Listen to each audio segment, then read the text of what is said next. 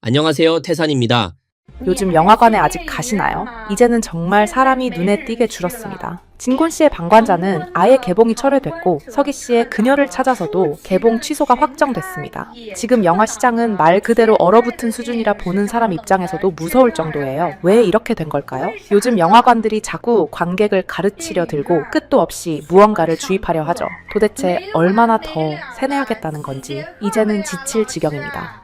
실력이 부족하면 감성으로 덮으면 그만이죠. 이게 바로 가장 민감한 점입니다. 감독이 아무리 능력이 부족하고 지금까지 괜찮은 작품 하나 찍은 적이 없다 해도 괜찮습니다. 왜냐고요? 애국심으로 그 빈자리를 채우면 되니까요. 얼마나 편리한 전략인가요? 주제만 그럴싸하게 잡아두면 아무도 감히 재미없다는 말을 하지 못합니다. 예를 들어 같은 영화가 있었죠. 그리고 제가 중간에 나가버린 영화도 하나 있었습니다. 지금까지도 그 영화 제목은 입에 올릴 수조차 없습니다. 그저 이렇게 말하는 수밖에 없죠. 좋았어요. 네, 아주 훌륭했어요.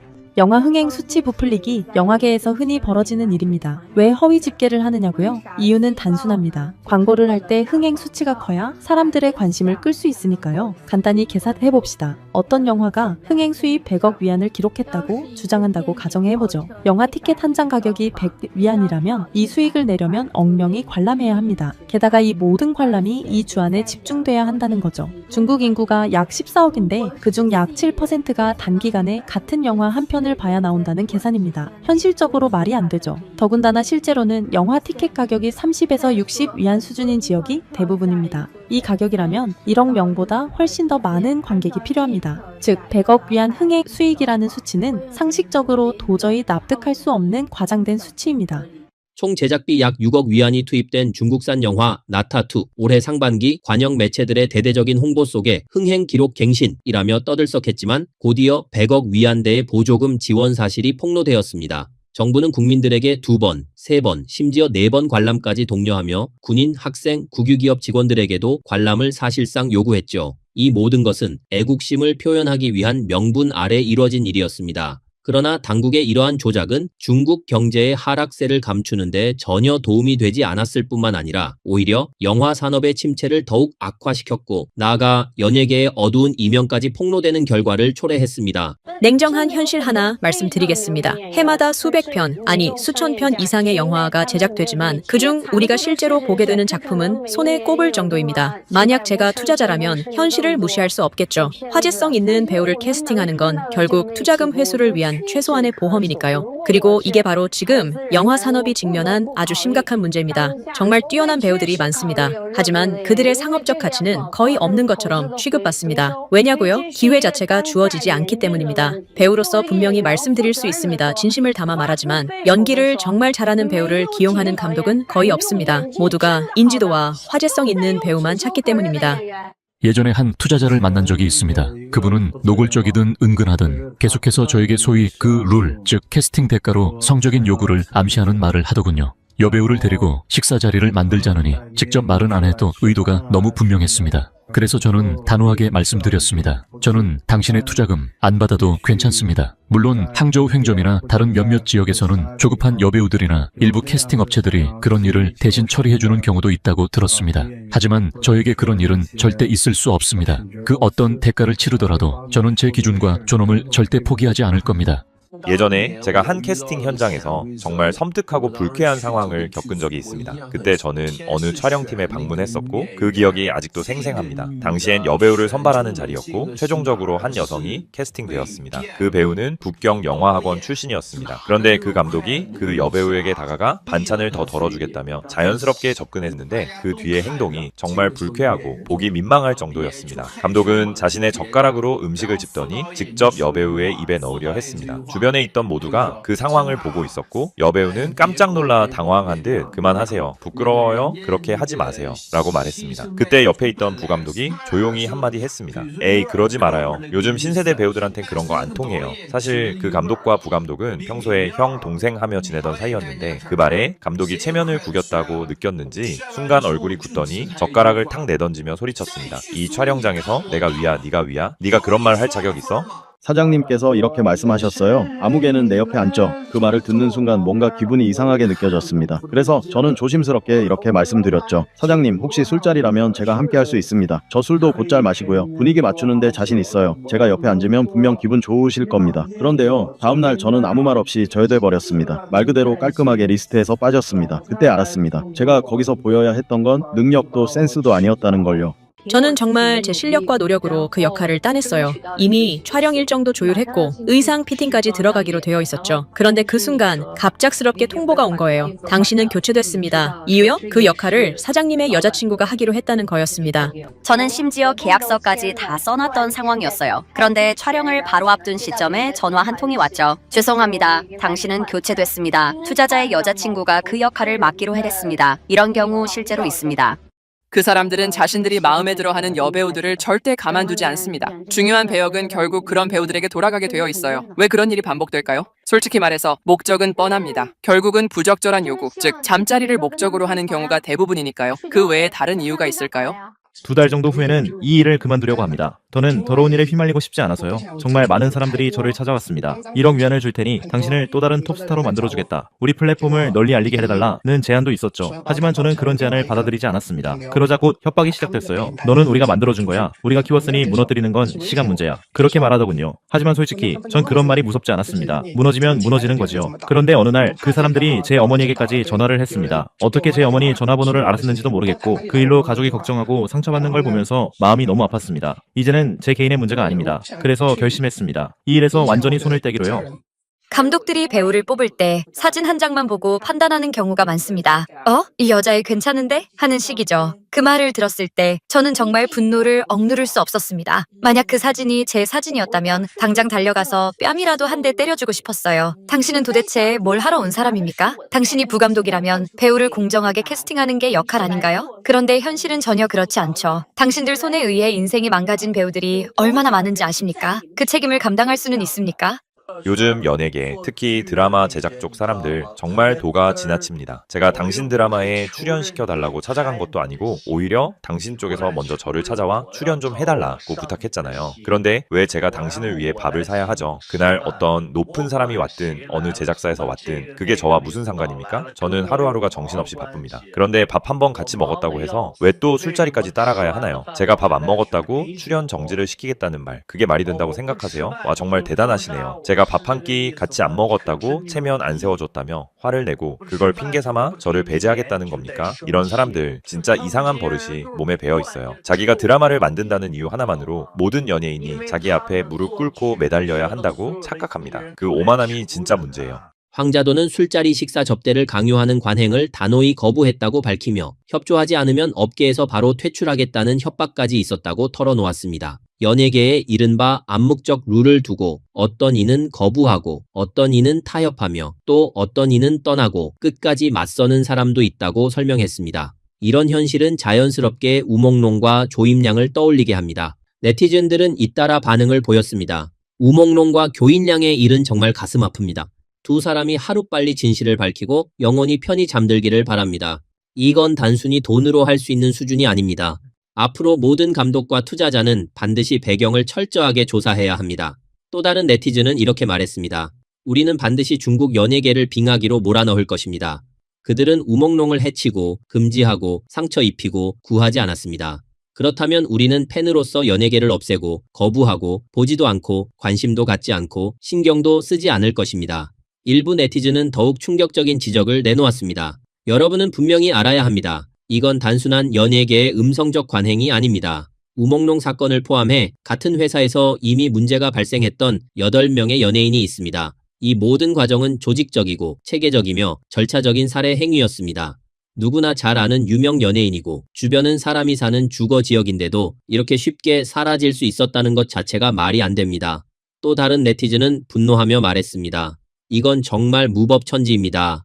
우몽롱이 9월 사건으로 세상을 떠난 이후 중공 당국은 즉각적으로 전방위적인 통제와 압박에 나선 것으로 알려졌습니다. 그의 스승이자 연예계 지도자로 알려진 손덕영은 공개적으로 진실을 밝혀 우몽롱이 최소한의 존엄을 지닌 채 떠날 수 있게 해야 한다고 호소했습니다. 그러나 중공 당국의 대응은 정반대였습니다. 인터넷에서 제기되는 각종 의혹을 음모론으로 규정하며 관련 게시물을 거의 전부 삭제했습니다. 당시 수많은 중국 누리꾼들이 진상을 확인하기 위해 경찰서와 관할 기관에 직접 전화를 걸었지만 이에 맞서 중공 당국은 오히려 청랑 캠페인을 한층 강화해 모든 정보를 봉쇄하는 방향으로 움직였습니다.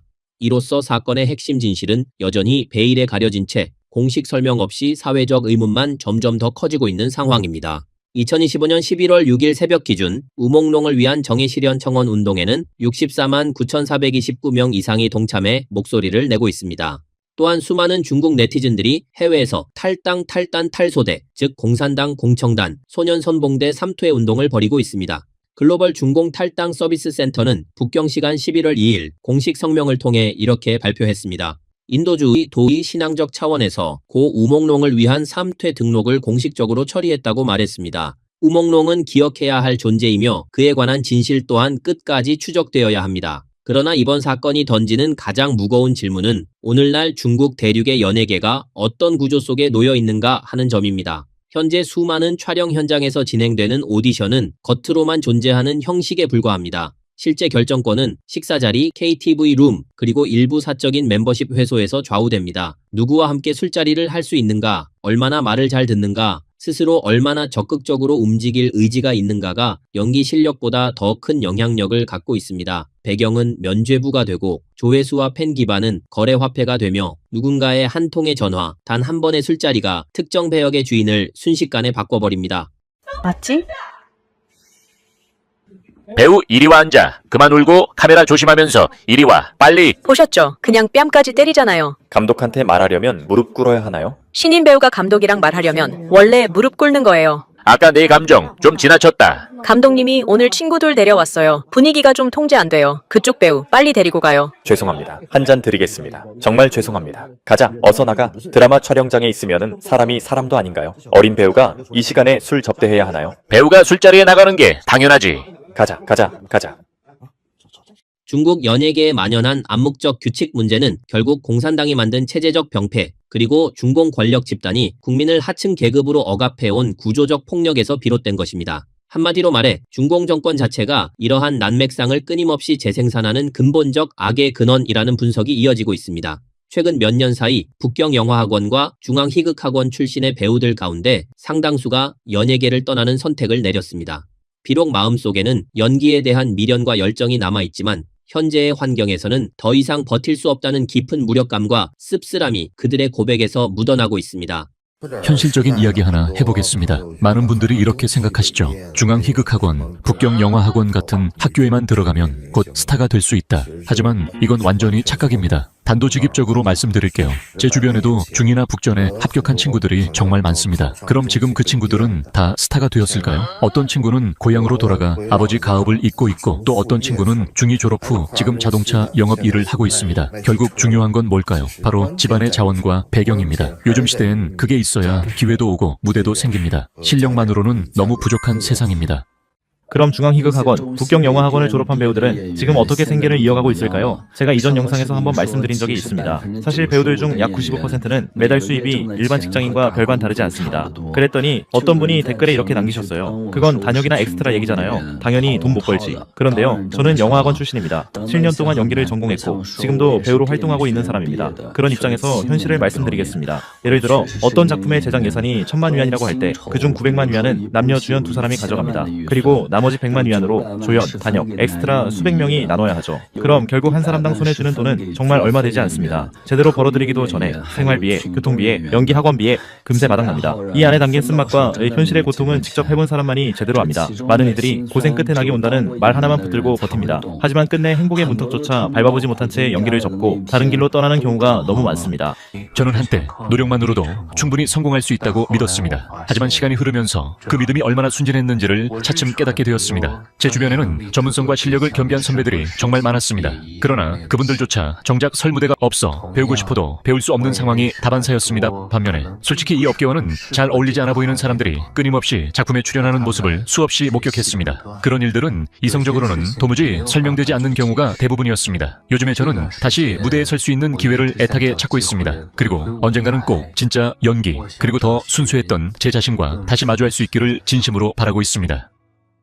저는 이제 더 이상 어느 누구와도 어떤 회사와도 다시는 협업하지 않을 겁니다. 정말 불가능합니다. 다시는 없습니다. 제가 이렇게 말하고 또 이렇게 행동하는 이유는 더 나은 곳으로 가기 위해서도 더 많은 것을 얻기 위해서도 아닙니다. 사실 저는 제 성격이 얼마나 고집스러운지 잘 알고 있습니다. 그리고 그렇기에 제가 제 자신을 바꿀 수 없다는 것도 잘 압니다. 결국 선택지는 둘뿐입니다. 하나는 참고 견디며 지금 가진 것들을 그대로 유지하는 것. 다른 하나는 속에 쌓인 것들을 모두 쏟아내고 있는 그대로 살아가는 것. 하지만 후자를 선택하면 많은 것을 잃게 될지도 모릅니다. 그래도 마음만큼은 조금 편해질 수 있겠죠. 결국 이건 누구의 강요도 아닌 각자의 몫인 선택일 뿐입니다.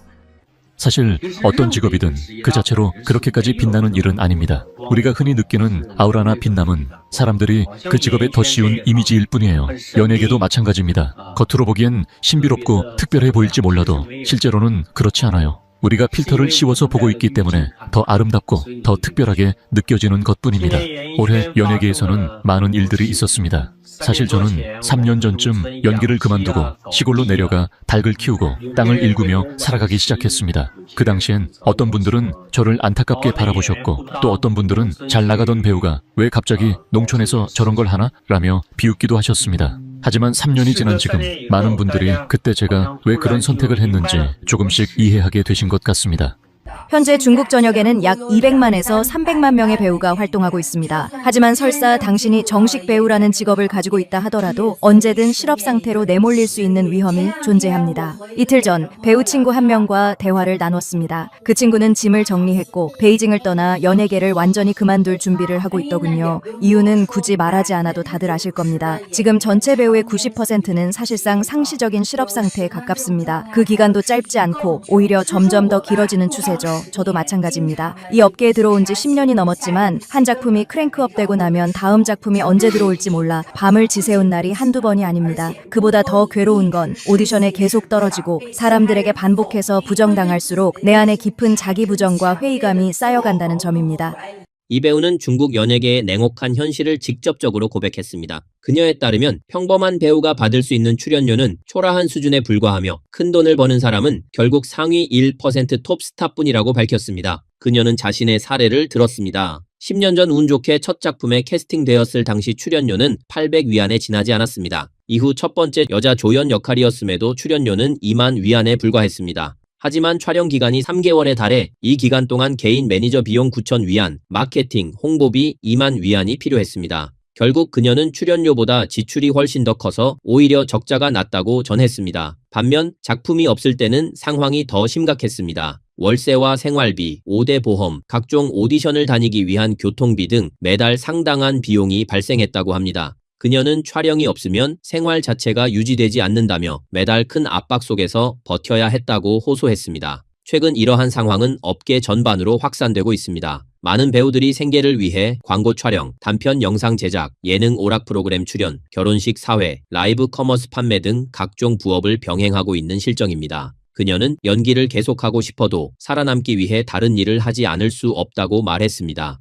올해 들어 연예계에서는 많은 종사자들이 은퇴를 선언하고 각자의 방식으로 새로운 삶을 시작하겠다고 나서고 있습니다. 최근에는 2020년 오디션 프로그램을 통해 데뷔한 여성 가수 김자한이라는 젊은 친구도 SNS 계정을 전부 삭제하며 조용히 무대를 떠났고 창조영에서 얼굴을 알렸던 이로수 역시 이미 은퇴한 것으로 알려졌습니다. 그리고 불과 10며칠 전 고태어도 퇴출을 선언했죠. 저는 이 아이들이 참 똑똑하다고 생각합니다. 그리고 오늘에서야 진심으로 깨달았습니다.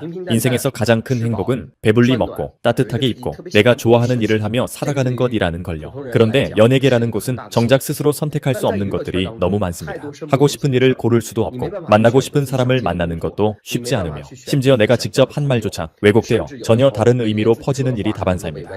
이 블로거는 이렇게 말했습니다. 세상의 유효경처럼 인생을 완전히 뒤집어 성공할 수 있는 사람은 정말 극히 드뭅니다. 우리는 스스로가 평범한 사람임을 인정해야 합니다. 어느 시기에는 연예계가 주는 화려함, 조명, 박수, 꽃다발을 누릴 수 있지만 또 다른 시기에 이르면 결국 삶의 본질로 돌아가야 합니다. 먹고 마시고 자고 일상을 꾸려가는 그 평범한 자리로 돌아가는 것이죠. 이어 그는 이렇게 강조합니다. 어떻게 해야 더 나은 삶, 더 행복한 삶을 만들 수 있을지 고민해야 하고 동시에 마음을 가라앉히고 생각해야 합니다. 인생의 진짜 의미가 무엇인지, 우리는 무엇을 향해 살아가야 하는지 말입니다. 오늘 영상은 여기까지입니다. 시청해주셔서 감사합니다.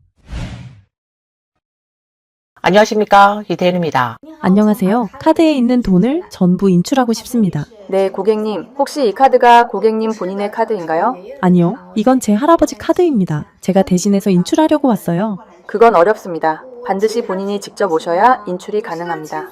제가 대신 인출하면 안 되나요? 저는 친손녀예요. 여기 가족관계 증명서랑 신분증도 다 챙겨왔어요. 확인해 보실 수 있잖아요. 죄송하지만 안 됩니다. 반드시 본인이 신분증을 가지고 직접 오셔야 해요. 할아버지가 지금 병원에 입원 중이셔서 침대에서 일어나지도 못하세요. 어떻게 직접 오시겠어요? 그건 고객님 측의 사정이시고요. 저희는 규정상 어쩔 수 없습니다. 아니, 저희 할아버지 위임으로 왔어요. 여기 위임장도 있어요. 한번 확인해 보세요. 규정상 반드시 본인이 직접 방문하셔야 합니다. 그게 원칙입니다.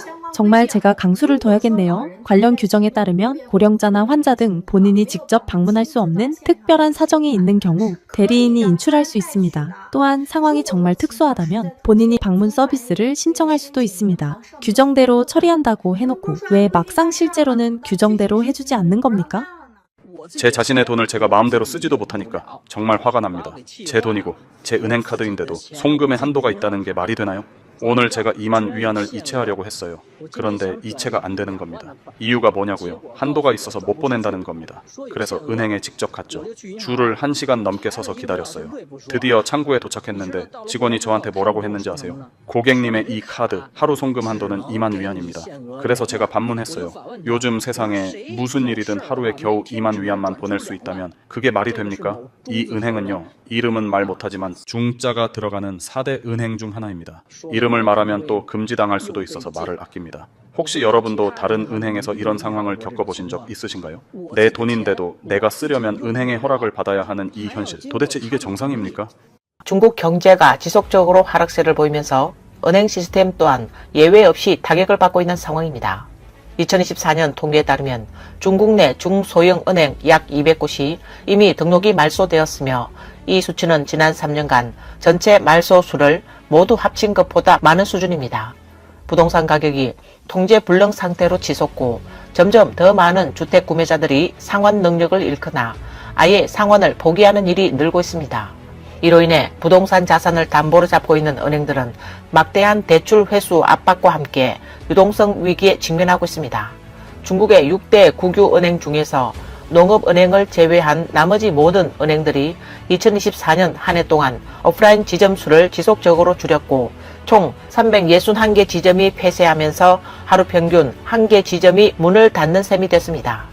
은행 시스템의 유동성 위기는 점차 수면 위로 드러나고 있으며 돈은 있는데 찾지를 못한다는 사건이 자주 실시간 검색어 1위에 오르고 사회 전반에 불안과 혼란을 확산시키고 있습니다. 오늘이 또 15일 월급날입니다. 그런데 오늘 월급 지급이 한마디로 우여곡절의 연속이었습니다. 아침부터 직원들 급여를 송금하기 시작했는데 겨우 10명도 안 되는 인원에게 이체했을 뿐인데 갑자기 제 은행 카드가 정지됐습니다. 카드에는 분명히 잔액이 남아있는데도 송금이 전혀 안 됩니다. 그래서 바로 중국은행에 전화해서 물어봤습니다. 제 카드가 왜 갑자기 아무 이유 없이 정지된 거죠? 그랬더니 은행 측에서 뭐라고 하냐면 오늘 빈번하게 송금을 하신 건 아닌가요? 그럼 당연히 월급날인데 송금이 많을 수밖에 없죠. 직원들 월급을 주는데 어떻게 송금을 안 해요? 설마 지금 시대에 전부 현금으로 주란 말인가요? 현금으로 주려면 미리 예약하고 인출 절차도 복잡해서 온라인으로 이체하는 건데 이걸 또 카드 정지로 막아버리면 대체 어떻게 하라는 건가요?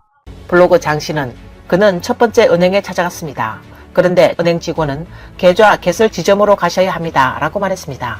그래서 그는 계좌를 만든 지점으로 다시 이동했습니다. 그곳에서는 지점장이 지금 쉬는 중이니 급여 명세서, 거래 내역, 사업자 등록증 등을 가져오라고 요구했습니다. 장 씨는 오후에 모든 서류를 챙겨 다시 은행을 찾아갔습니다. 그러자 은행은 이제 연락을 기다리라고 말했습니다. 장 씨는 마음이 급해졌습니다. 오늘 꼭 월급을 송금해야 하는데 왜 내가 내 돈을 쓰는데 이렇게까지 어려운가?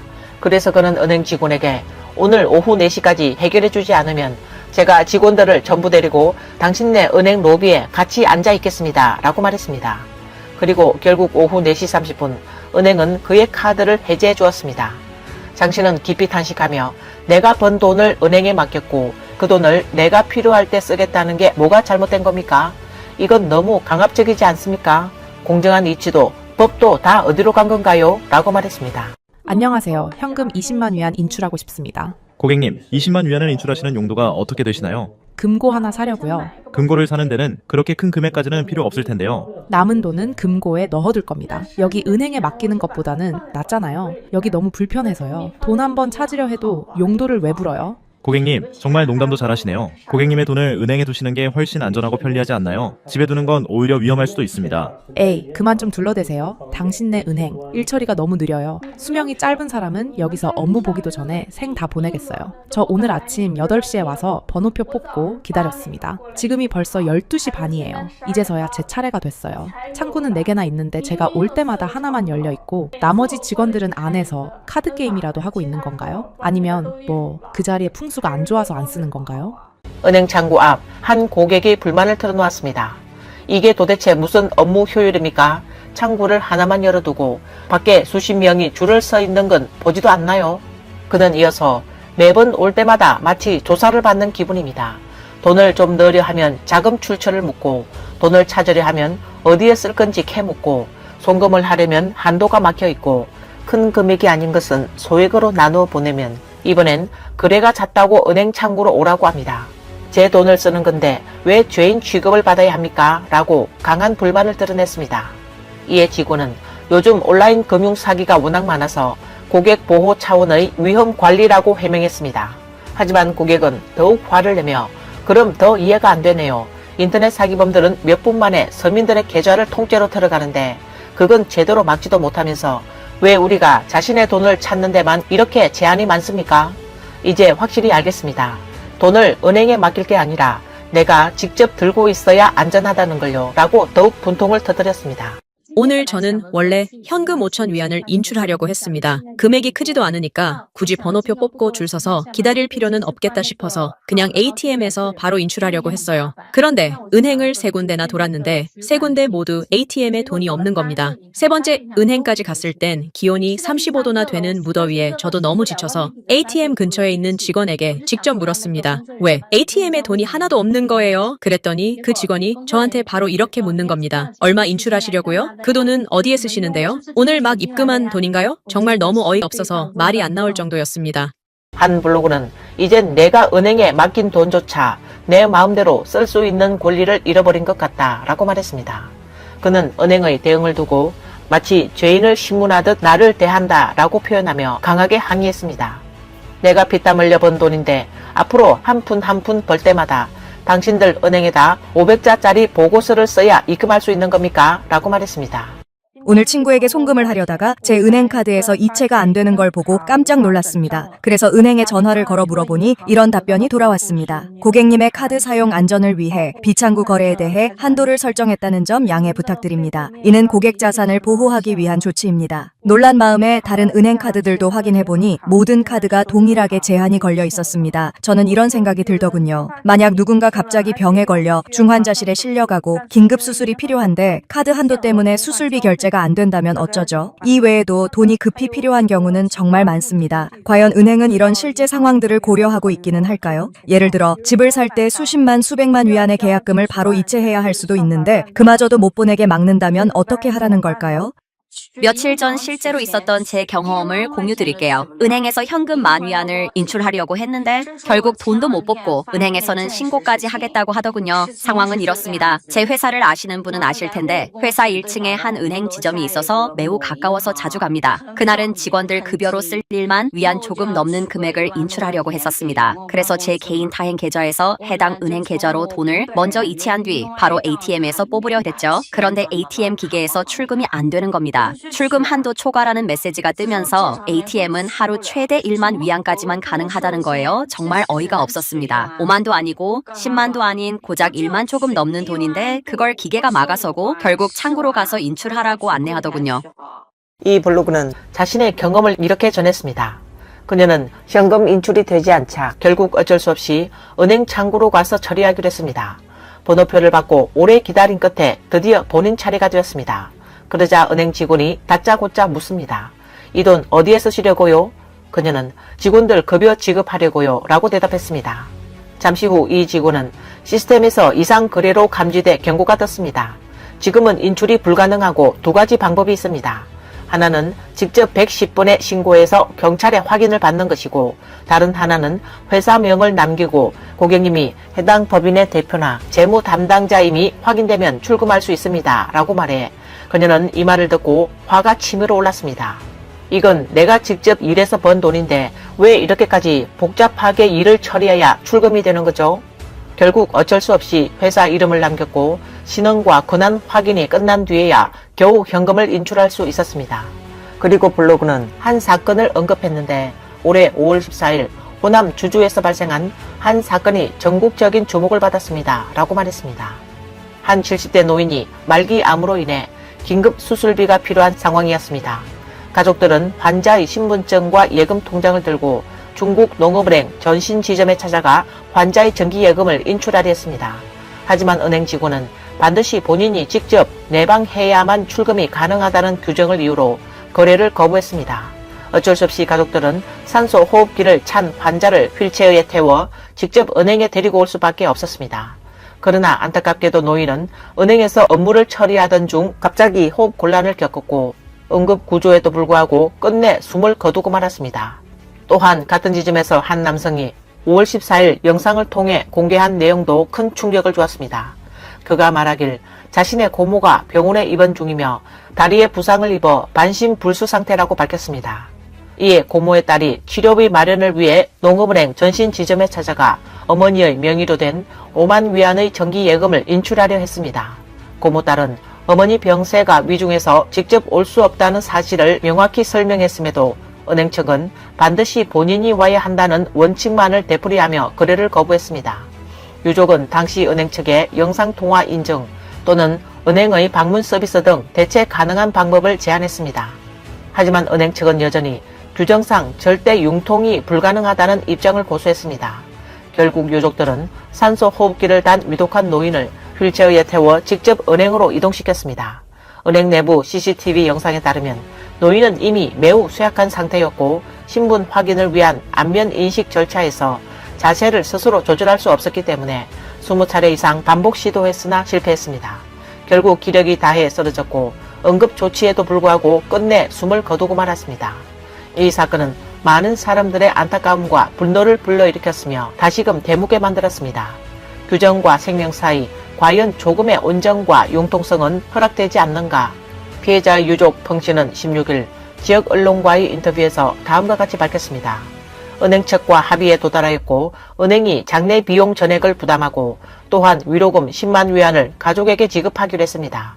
펑씨는 가족은 더 이상 추가 책임을 묻지 않을 것이며 기존 온라인에 게시했던 관련 글과 영상은 모두 삭제했다라고 덧붙였습니다. 다른 사람 은행 계좌로 돈을 이체할 때 정말 주의하셔야 할 점이 있습니다. 자칫 잘못하면 계좌가 바로 동결될 수 있습니다. 오늘 저한테 어떤 분이 제 계좌로 몇천 위안을 보내셨는데 저는 입금 알림 문자를 받고 바로 송금하려고 했습니다. 그런데 순간적으로 계좌가 동결되어 버린 겁니다. 알림 문자는 왔지만 돈을 전혀 쓸 수 없었어요. 결국 어쩔 수 없이 은행 카드를 들고 직접 창구로 갔습니다. 창구 직원이 저에게 이렇게 말하더군요. 카드가 동결된 이유는 낯선 계좌에서 돈이 입금되었기 때문입니다. 그 뒤 저는 은행에서 2시간 넘게 시간을 보내야 했습니다. 그 사이에 은행 측에서 요구한 것은 다음과 같았습니다. 누가 돈을 보낸 건지, 왜 보냈는지, 그 돈의 용도는 무엇인지 이 모든 걸 하나도 빠짐없이 설명해야 했고 은행 직원은 그걸 토대로 상급 관리자에게 신청서를 작성해서 결제를 올려야 계좌를 다시 해제해 줄 수 있다고 했습니다. 계좌를 동결하는 건 단 1초면 되지만 그걸 풀어내는 과정은 매우 복잡하고 고통스럽습니다.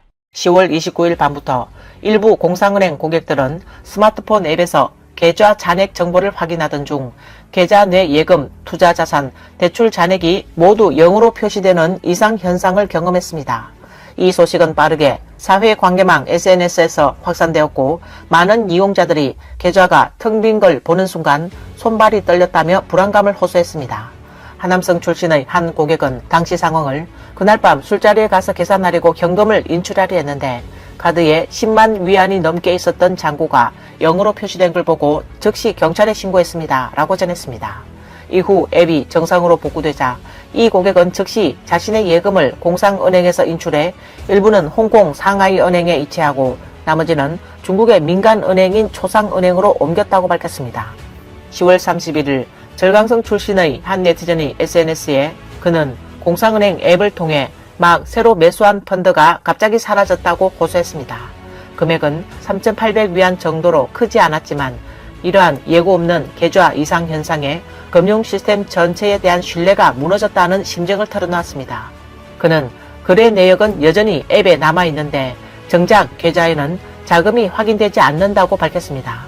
광주의 1인 방송 운영자 영총 또한 자신의 프로그램에서 이 사건을 언급했습니다. 그녀는 공상은행 앱을 열었을 때 계좌 잔액이 0으로 표시된 걸 보고 처음엔 내 휴대폰이 바이러스에 감염된 줄 알았고 한때는 정말 경찰에 신고할까까지 고민했다고 말했습니다. 그러나 고 지인들이 SNS 타임라인에 같은 현상이 속출하는 것을 보고 이건 내 문제가 아니라 시스템 오류라는 걸 깨달았다고 덧붙였습니다. 광동의 한 네티즌도 비슷한 상황을 공유했습니다. 그는 10월 30일 새벽 5시경 아버지로부터 다급하게 계좌에 있던 돈이 사라졌다. 경찰에 빨리 신고하자.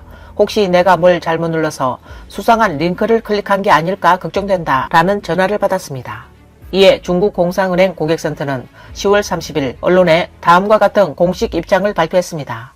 앱 내 자산 표시가 지연된 것으로 실제 자금 자체에는 영향을 주지 않았으며 단순히 데이터 표시의 오류였다라고 해명했습니다. 하지만 공상은행 본점 기술부에서 근무했던 한 직원은 온라인 댓글을 통해 이번 사태를 이렇게 지적했습니다. 이번 사고는 심각한 내부 기술적 결함이며 최소한 3급 사고 등급에 해당하는 대형 장애 사건이다 라고 말했습니다.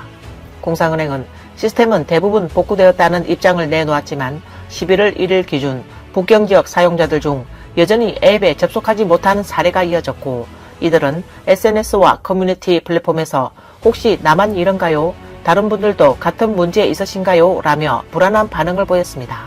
이번 사건은 단순한 시스템 오류를 넘어 금융 소비자들이 은행이라는 기관에 가져야 할 기본적인 신뢰마저 흔드는 계기가 되었습니다. 1인 방송 운영자 영총은 자신의 프로그램에서 이번 사고는 예금자들이 은행에 대해 가장 기본적으로 믿고 있던 신뢰감을 흔들었다. 앞으로 자산을 한 곳에 몰아두지 말고 분산 관리하는 것이 필요하다라고 조언했습니다. 그녀는 이어서 또한 디지털 도구에만 의존해서는 안 된다. 정기적으로 은행을 직접 방문해 종이 명세서를 출력해 두는 습관을 들이는 것도 유사시에 대비하여 좋은 방법이다 라고 강조했습니다. 오늘 뉴스는 여기까지입니다. 시청해 주셔서 감사합니다. 안녕하십니까, 이태현입니다. 동북 지역이 또 한 번 주목받고 있습니다. 26일 발표된 최신 통계에 따르면 2024년 전국 출생률 순위에서 흥룡 강성 가장 낮은 출생률로 꼴찌, 길림성 뒤에서 두 번째, 요녕성 뒤에서 세 번째를 기록했습니다.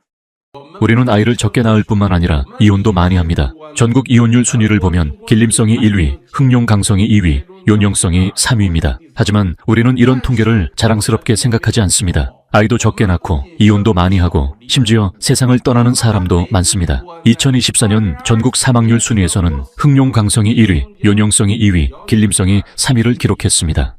동북 사람들 정말 희귀종이 되어가는 걸까요? 아이 낳는 건 전국 꼴찌, 부모님 떠나보내는 건 전국 1등, 이혼증은 결혼증보다 더 자주 발급됩니다. 이게 뭘 의미하냐고요? 정말로 애 낳을 수도 없고 죽을 여유도 없고 떠날 수도 없다는 말 그대로입니다. 동북 호랑이는 그래도 보호라도 받죠. 동북 사람은 누가 챙겨주나요? 우리 집 옆집 왕 아주머니는 매일 이렇게 말합니다. 우리 아파트는 6년째 아기 울음소리가 없었어요. 1층에 있던 유치원도 이제는 마작방으로 바뀌었어요.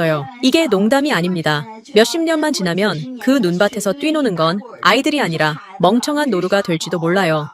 동북 호랑이 보호는 잠시 멈추고 먼저 동북 사람부터 보호해야 합니다. 이대로 간다면 동북 호랑이가 멸종되기도 전에 동북 사람이 먼저 사라지게 생겼습니다. 이렇게 많은 집들이 텅텅 비어 있습니다. 실제로 거주하는 사람은 10가구도 채 되지 않을 정도입니다. 앞에 보이는 건물들뿐 아니라 뒤편까지 줄줄이 이어진 건물들 전부가 비어 있습니다. 국가는 늘 동북 진흥을 외치지만 정작 사람이 없는데 대체 무슨 수로 진흥이 가능하겠습니까? 여러분, 오늘이 진짜 토요일 맞나요? 이 길을 보세요. 차가 없어요. 요 며칠 동안 느낀 건데 해올빈에 정말 사람이 없어요. 차도 없고 진짜 무서울 정도예요. 우리 엄마 말로는 우리 마을에서 지난 10년 동안 태어난 아이는 우리 집 아이 하나뿐이라고 하셨어요. 딱 하나요. 듣자 하니 다음 달에 큰아버지 댁에서 한 명 더 태어날 예정이라지만 10년에 고작 둘이라니요. 게다가 할머니 세대 분들은 거의 다 세상을 떠나셨고 이제 얼마 남지도 않으셨대요. 이 아이가 우리 마을에서 제일 어린 아이예요. 그리고 마을에 남아있는 유일한 아이이기도 하죠. 앞으로 이 땅을 지켜야 할 보물이네요. 출생률, 사망률, 이혼율. 당신들은 우리 동북 사람들이 삶에 지쳐서 그런 줄 아시죠? 천만에요. 우리는 진작에 세상을 간파한 겁니다. 지금 동북은 전국보다 최소 10년은 앞서 있어요. 10년 전에 동북 사람들은 이미 단편 영상 찍고 라이브 방송하고 있었고 10년 뒤인 지금은 전국 사람들이 다 단편 영상 찍고 라이브 방송하고 있어요. 10년 전 동북에서는 길거리 장사, 꼬치구이 판매가 유행했죠. 그런데 10년 후 전국의 수많은 인플루언서들이 길거리 장사하는 곳을 핫플이라고 찾아다니고 있잖아요. 10년 전엔 동북의 고령화가 심각했어요. 이제는 전국이 고령화 문제에 시달리고 있죠. 10년 전 동북 농촌엔 젊은이가 거의 없었는데 10년 뒤엔 전국 농촌이 다 그렇게 됐습니다. 10년 전 동북은 아이를 안 낳고 출산율도 전국 최하위였죠. 그런데 10년 뒤엔 전국 사람들이 다 아이를 안 낳아요. 생활고에 시달리며 키울 여력도 없으니까요. 그래서 말인데 동북이 뒤처진 게 아니라 동북이 오히려 시대의 최전선에 있었던 겁니다. 처음엔 다들 동북을 비웃었죠. 그러다 점점 동북을 이해하게 됐고 결국 모두가 동북처럼 돼버렸어요.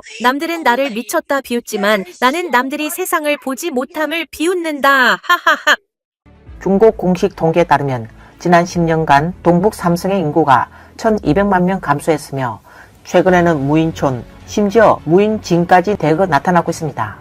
한때 동북의 상해라고 불렸던 호도로 조가두는 이제는 북방 최대 유령도시로 변했고 길림의 깊은 산속에는 수십 채의 건물이 지어졌지만 실제로는 단 10명의 노인만이 거주하고 있습니다.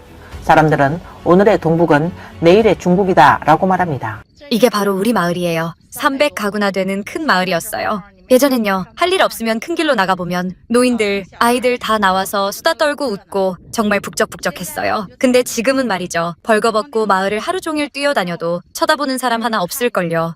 이제 정말 사람이 없어요. 동북 농촌 지금은 사람 그림자도 보기 힘든 곳이 되어버렸어요. 이렇게 멀쩡한 집들이 시골엔 넘쳐나요. 고향 어르신들 말씀대로 10마을에 9은 굴뚝에서 연기조차 나오지 않는데요. 밥 짓는 집도 손에 꼽을 정도라는 거죠. 문득 떠오른 말이 하나 있는데 진짜 공감돼요. 닭은 알을 낳을 수 있지만 압력솥 안에선 못 낳는다.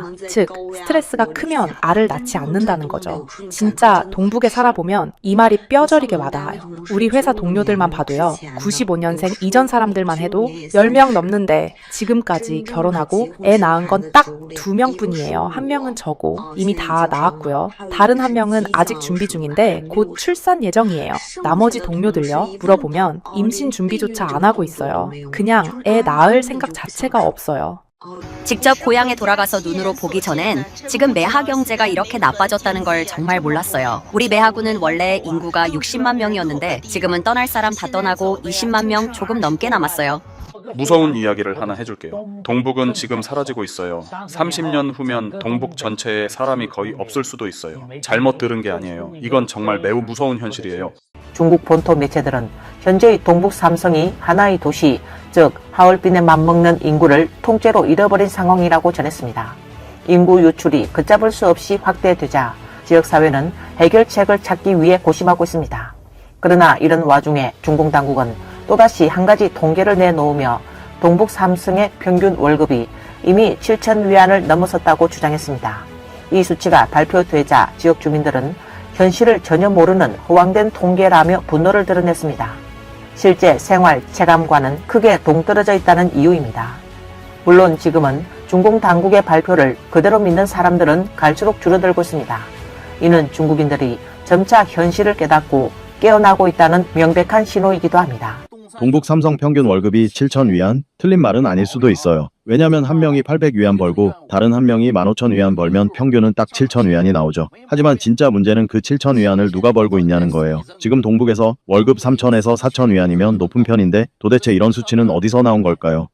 아니, 동북이 언제 평균 월급이 그렇게 높아졌어요? 난 왜 몰랐지? 이거 도대체 누가 통계낸 거예요? 나 때문에 동북 평균 깎아먹은 거 아닌가? 하얼빈도 동북 맞죠? 진짜 나 동북 사람이 아니었으면 믿을 뻔했네요. 그런데 그 샘플은 대체 어떻게 뽑은 거예요? DNA 분석한 거예요? 대릉 안령은 인구 800명 정도고 하얼빈도 19만 6천 명이라면서요? 이걸 도대체 어떻게 계산한 건지 도저히 모르겠네요. 이럴 거면 북경에 일하러 간 동북 사람들 다 돌아오라고 하세요. 동북은 물가도 싸고 월급도 높다면서요? 그럼 뭐하러 고생하며 떠돌겠어요? 아이고 진짜 이 통계 다시 계산해보세요. 안 그러면 다른 성 사람들이 보기에 우리가 동북에서 허풍 떠는 줄 알겠어요. 당신 말이 맞아요. 난방 잘 되는 건 틱톡에서만, 월급 높은 것도 틱톡에서만, 행복지수 높은 것도 틱톡에서만 있는 거죠. 이럴 거면 그냥 하얼빈 평균 월급을 32만 위안으로 하세요. 어차피 높은 거 아예 더 높게 부르죠. 내년부터는 모든 지역을 경제특구로 하면 되겠네요. 1선 도시, 2선 도시는 그냥 건너뛰면 되겠어요. 우린 특급 도시니까요. 아이고, 미안해요. 방금 했던 말들 전부 취소할게요. 맞아요. 우리 진짜 그렇게 잘 살고 있어요. 여러분도 어서 동북으로 일하러 오세요. 동북 지역의 월 평균 임금이 이렇게 높다고요. 제가 이전 영상에서 동북 경제가 안 좋다고 말한 것에 대해 사과드립니다. 정말 죄송합니다. 제가 발목을 잡았네요. 저는 외지에 있고 2012년에 동북을 떠났습니다. 고향 어르신들께 정중히 사과드립니다. 제가 몇 년 동안 동북을 잘 몰랐네요. 속이 상해서 더는 말 못하겠어요. 저 동북으로 돌아가야겠어요. 2025년 심양의 최신 평균 월급이 8,500위안이라네요. 먼저 고백할게요. 저 때문에 평균이 낮아졌을 거예요. 댓글을 보니 어떤 오빠가 이렇게 썼어요. 저는 그냥 궁금해요. 저는 심양 주민등록을 가지고 있는데 통계할 때 저를 빼먹은 건가요? 쇼핑몰 좀 보세요. 아무도 없네요. 식당 좀 보세요. 거리 좀 보세요. 어제 목욕하러 갔는데 목욕탕이 텅 비어 있었어요. 다들 돈을 너무 많이 벌어서 그런가요? 아니면 다들 돈 쓰기 싫어서 그런가요? 요녕성의 평균이 8,200위안이라고요? 도대체 누가 계산한 겁니까? 진짜 주먹 날리고 싶어요. 동북 사람들은 정말 자존심이 강해요. 배가 고파서 벽 짚고 걸어도 배부른 척 하거든요. 이런 통계 결과 또 내놓으려면 우리 성 안에서만 돌려보면 됩니다. 외지로 흘러들어가면 나는 외지 사람들이 우리를 비웃을까봐가 아니라 그들이 진짜라고 믿을까봐 무서운 겁니다. 그리고 고향을 떠났던 사람들이 동북이 이렇게 잘 발전했구나 하고 다시 돌아오면 어쩌냐는 거죠. 저는 동북에서 태어나 자란 사람으로서 그런 통계가 진짜였으면 얼마나 좋겠어요.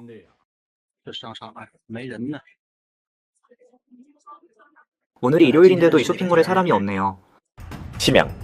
닭전은 한때 명품 브랜드들이 즐비했던 곳이었는데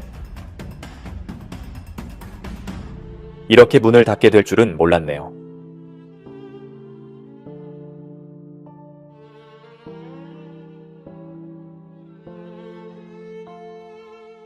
이 길림성 신동상가 진짜 끝장났습니다. 전부 문 닫았어요. 내가 20대였을 때는 여기 엄청 활기찼던 곳인데 오늘 바지단 좀 수선하려고 왔더니 그것도 문 닫았더라고요. 몇 년 만에 여길 들어와 봤는데 너무 놀랐어요. 이게 대체 어떻게 된 거죠?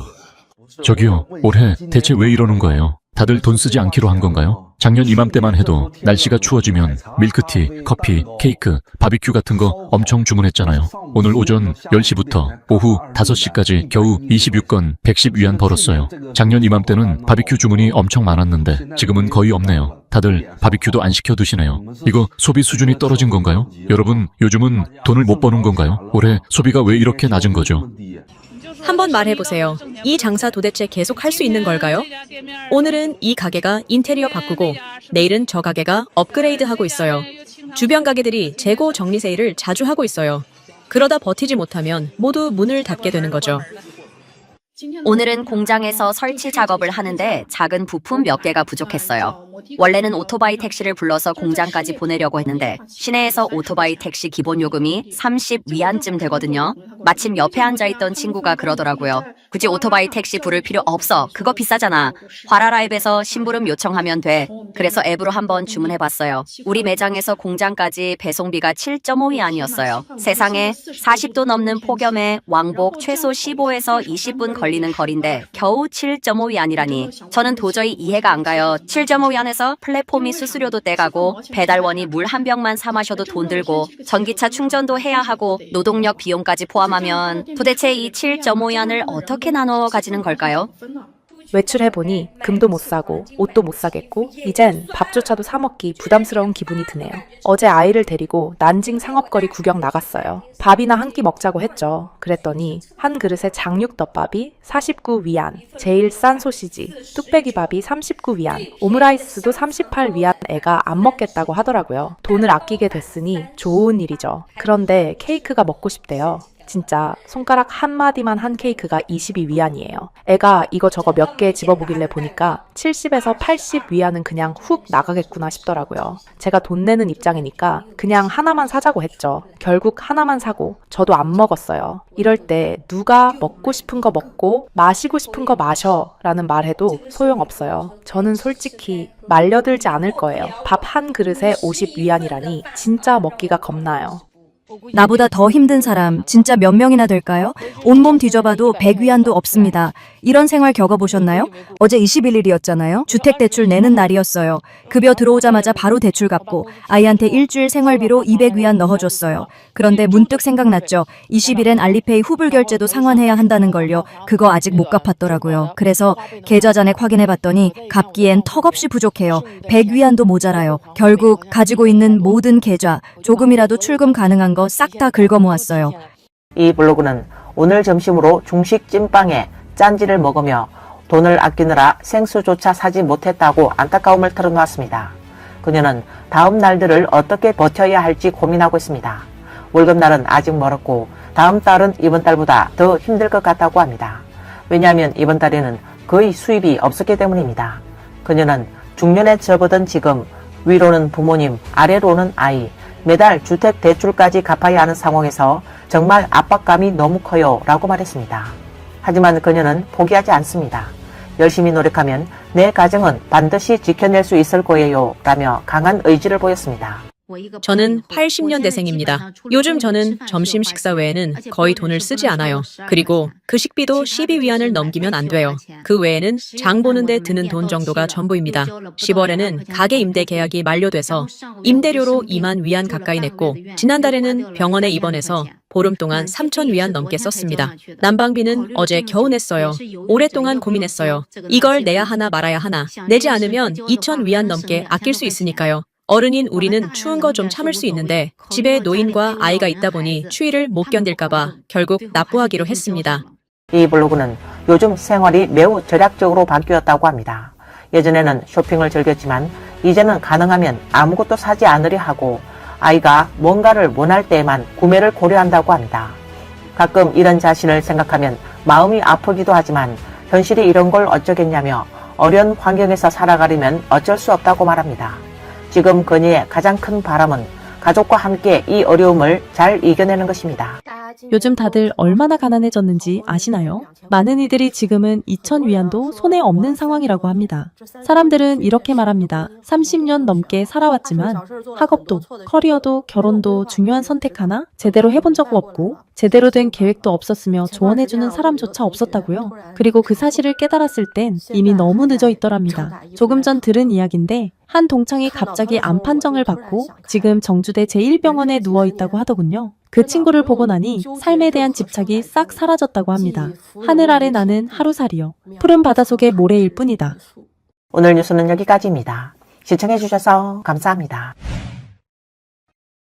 안녕하십니까, 이태현입니다.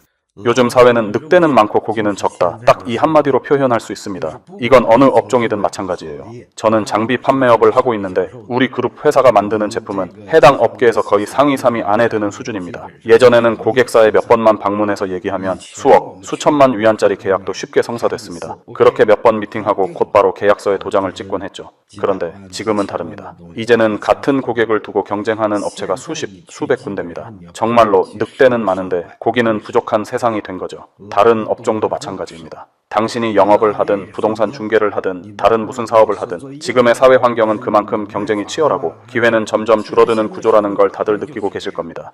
무엇이 그들을 동관에서 떠나게 만들었을까요? 가장 큰 이유는 낮은 임금입니다. 어떤 사람은 월급이 5천 위안도 채 안 됩니다. 그 돈으로는 아이 학비조차 마련하기 어렵습니다. 게다가 동관의 많은 일자리는 식사나 숙소 제공도 안 되는 곳이 많습니다. 월세, 공과금만 2천 위안, 식비도 2천 위안, 벌어봤자 빠듯하고 이럴 바엔 차라리 고향에서 3천 위안 버는 게 더 나아요 라는 말이 나옵니다. 예전에는 야근 추가 근무로 벌이를 늘릴 수 있었지만 요즘은 임금은 오르지 않고 물가는 미친 듯이 뛰고 있습니다. 그렇다면 이 동관에 계속 머물 이유가 있을까요? 게다가 요즘은 일자리 구하는 것 자체가 더 어려워졌습니다. 많은 공장이 설비 자동화, 기계 교체를 하면서 단순 노동자 자리는 하루아침에 사라지고 있습니다. 기술이 없는 사람은 면접조차 보지 못하고 탈락합니다. 반면 고향에 돌아가면 집세를 낼 필요도 없고 식사는 가족이 함께 도와주고 비록 많이 벌지는 못해도 저축이라도 할 수 있고 무엇보다 마음이 편안하고 현실적인 삶을 살 수 있습니다. 동관에서는 월급 5천에서 6천 위안 벌어도 가족 부양만으로도 빠듯하고 1년이 지나도 손에 남는 게 아무것도 없다는 현실이 결국 수많은 사람을 떠나게 만든 이유입니다.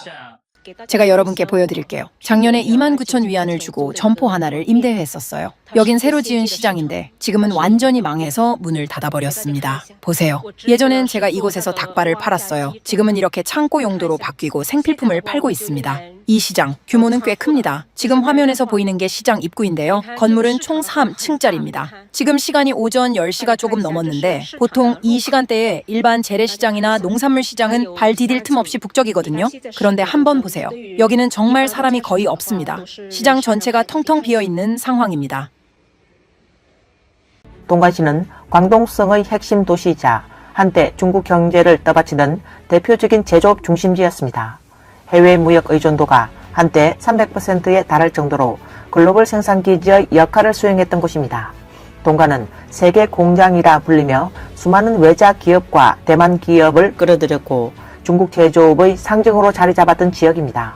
그러나 오늘날 동관은 더 이상 과거의 세계 공장이 아닙니다. 대만 기업과 외국 자본이 대거 철수하면서 거리는 실업자로 넘쳐나고 이미 400만 명이 도시를 떠났다는 말까지 나올 정도입니다. 2024년 GDP 성장률은 4.6%로 중국 전체 성장률인 5%를 밑돌고 있습니다. 지역 경기 침체가 얼마나 심각한지 보여주는 대목입니다. 미중 관세 전쟁이 장기화되는 상황에서 동관이 과거의 영광을 되찾고 다시 살아날 수 있을까요? 지금의 흐름만 놓고 보면 그 길은 쉽지 않아 보입니다.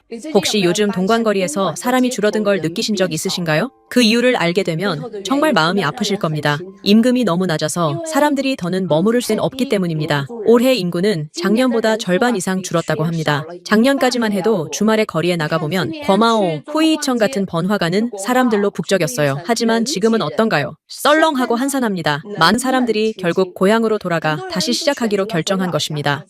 현재 동관에서 일하는 노동자들의 월급 수준을 들으면 정말 실망감을 감출 수 없을 정도입니다. 요즘 많은 중형 규모의 공장이나 조금 작은 공장들 같은 경우 야근 근무가 많지 않으면 월급이 고작 3천에서 4천 위안 수준입니다. 만약 야근 근무가 많다 해도 4천에서 5천 위안 정도가 한계이고 요즘은 6천 위안이 넘는 일자리를 찾기조차 힘든 상황입니다. 게다가 공장 안의 사무직이나 문서 관련 업무조차 학력 조건을 요구하는 곳이 늘고 있고 최소 학사, 학위를 요구하는 경우도 흔합니다.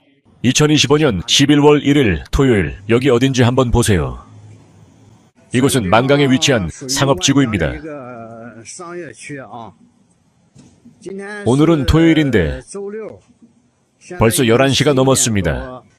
근처의 이 상업광장과 주변 거리를 보면 여전히 썰렁하고 한산한 모습입니다. 1,000만 명이 넘는 유동 인구를 자랑하던 동관. 지금은 가게 문도 닫히고 집도 비어있는 곳이 늘었습니다. 한때 환강에는 미녀가 구름처럼 몰려들고 사람들로 인산인해를 이루던 시절도 있었죠. 하지만 지금은 호텔이며 클럽마다 사람 구경하기도 힘들 정도입니다. 저는 그냥 묻고 싶습니다. 사람들은 다 어디로 간 걸까요? 미녀 여러분, 도대체 어디 계신가요? 오랜 세월 공장에서 함께 일해 왔는데 며칠 뒤면 공장이 문을 닫아 해산하게 되었어요. 우리 자매들 모두 실직하게 생겼습니다. 정말 이곳을 떠나기 아쉬워요. 그동안 여기서 함께 지내온 세월이 너무 길고 정이 많이 들어버렸거든요. 이제 곧 정말 헤어져야 합니다. 동관장안 전자공장에서 공장주나 관리자들이 생산 재개 투자 유지 사업 회생을 시도했지만 결국 감당하지 못하고 폐업했습니다. 이제 짐 싸서 떠납니다. 짐 들고 도망치는 신세가 됐습니다. 고향의 친척 형제자매 여러분, 이제 설날까지 두세 달밖에 남지 않았습니다. 밖에서 도저히 버티기 힘들다면 그냥 고향으로 돌아가세요. 창피할 거 하나도 없습니다. 고향에는 부모님도 계시고 가족들도 기다리고 있습니다. 믿을 수 있으시겠어요? 한때 그렇게 번성했던 곳이 지금은 폐허처럼 변해버렸습니다.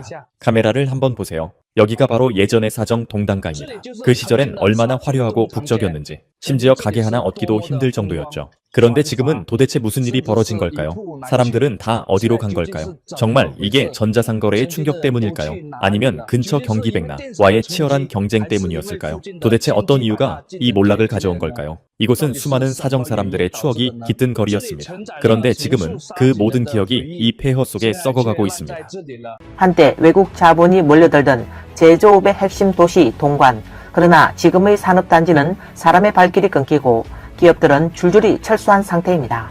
현지 주민들은 동관에는 이제 사람이 없다. 모두 고향으로 돌아갔다. 도저히 돈을 벌 수가 없다라고 말합니다. 외자기업 철수와 공장 이전의 직격탄은 가장 먼저 일반 노동자에게 떨어졌습니다.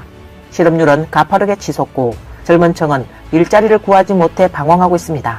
특히 중국에서 흔히 말하는 35세 벽이 현실화되며 상당수 노동자가 생계 위협에 내몰리고 있습니다.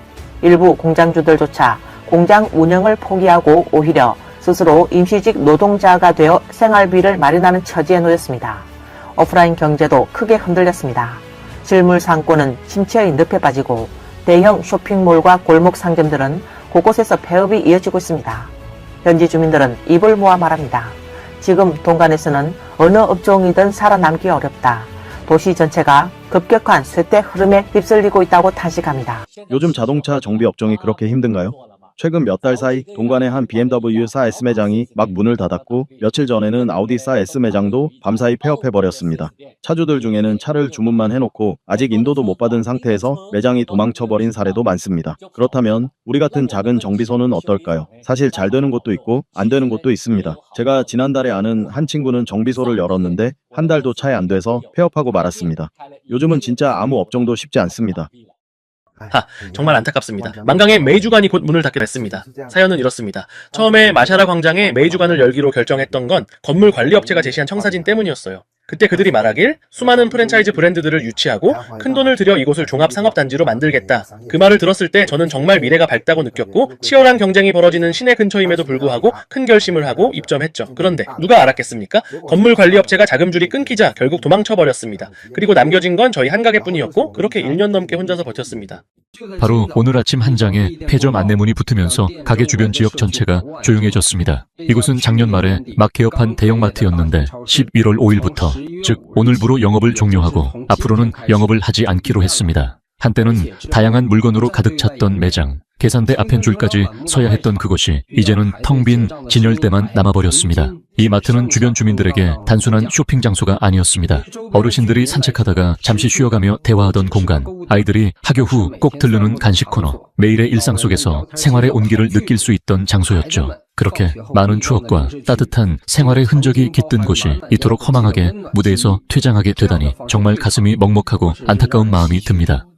사람들은 다 어디로 간 걸까요? 거리엔 사람도 없고 가게 안엔 손님도 없고 혹시 다들 외출을 안 하시는 건가요? 요즘 장사를 하다 보면 정말 무인지역 한가운데서 가게를 연 것 같은 기분이 들어요. 2023년부터 2025년까지 동관에서는 많은 공장들이 이전하거나 폐업하게 되었습니다. 2023년 한 해에만 3,500개 기업이 문을 닫았고 이 중 제조업이 가장 큰 비중을 차지하며 2,050개사에 달했습니다. 2024년에도 약 2,000여 개 기업이 폐업했고 2025년 1분기에는 320개 기업이 동관에서 이전했습니다. 3년 동안 폐업하거나 이전한 기업 수를 합치면 무려 6,000개에 가까운 기업이 동관을 떠난 셈입니다. 동관 경제는 지금 폭락의 내리막길을 걷고 있습니다. 부동산 시장 또한 깊은 수렁에 빠지며 중국 전역의 집값 전망 역시 극도로 비관적인 수준으로 떨어졌습니다. 최근 중국인들의 부동산 가격 상승 기대치가 2019년 이후 최저치로 하락했다는 점은 이를 단적으로 보여줍니다.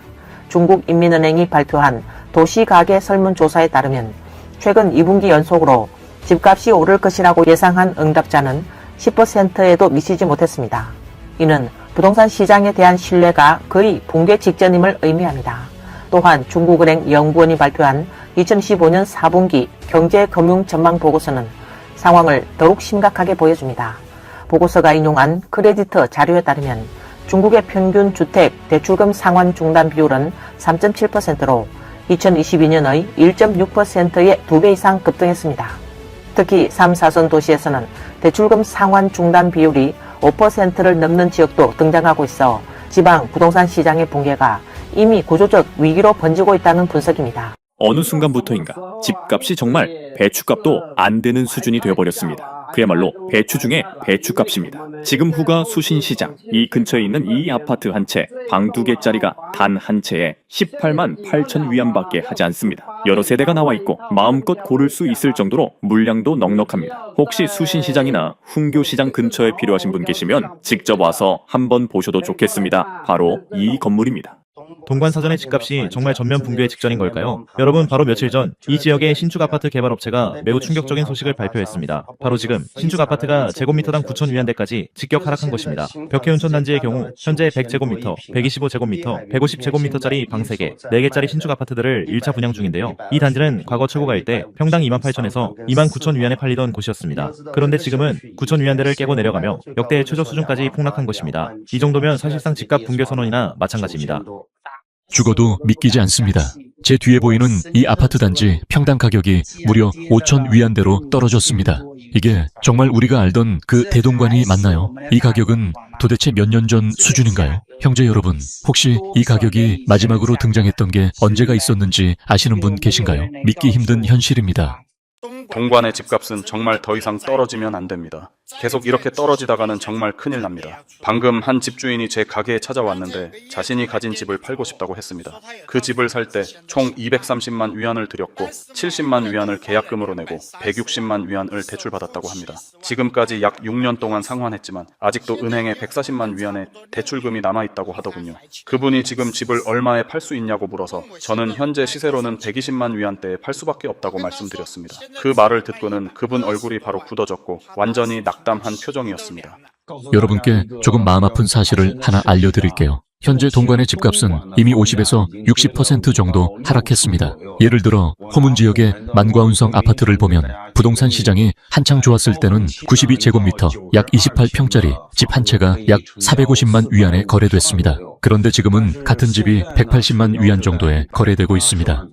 이건 저희가 110만 위안 이상 빚을 지고 산 집입니다. 그때 계약금도 꽤 많이 빌렸고 주택담보대출은 90만 위안을 받았습니다. 이제 6년 동안 갚아왔지만 아직도 60만 위안 넘는 빚이 남아 있습니다. 그중에 주택대출은 아직 52만 위안 이상 남았고 은행에서 빌린 돈이 약 6만 위안, 부모님께 빌린 돈이 9만 위안입니다. 다 합치면 60만 위안 이상인데 아직 전부 갚지 못한 상황입니다. 어떤 사람은 이렇게 말합니다. 5년 후에는 10만, 20만 위안짜리 집이 넘쳐날 것이다. 현재 전국적으로 수만 위안짜리 집이 있는 도시가 약 20에서 30곳 정도 있으며 수십만 위안짜리 집은 거의 모든 도시에 존재합니다. 예를 들어 광주와 불산, 특히 광주 증성 쪽만 봐도 지금은 100만 위안 초반대로 집 한 채를 살 수 있습니다. 이 하락 속도로 보면 5년도 필요 없이 곧 20에서 30만 위안짜리 집이 넘치는 시대가 올 수도 있다는 겁니다.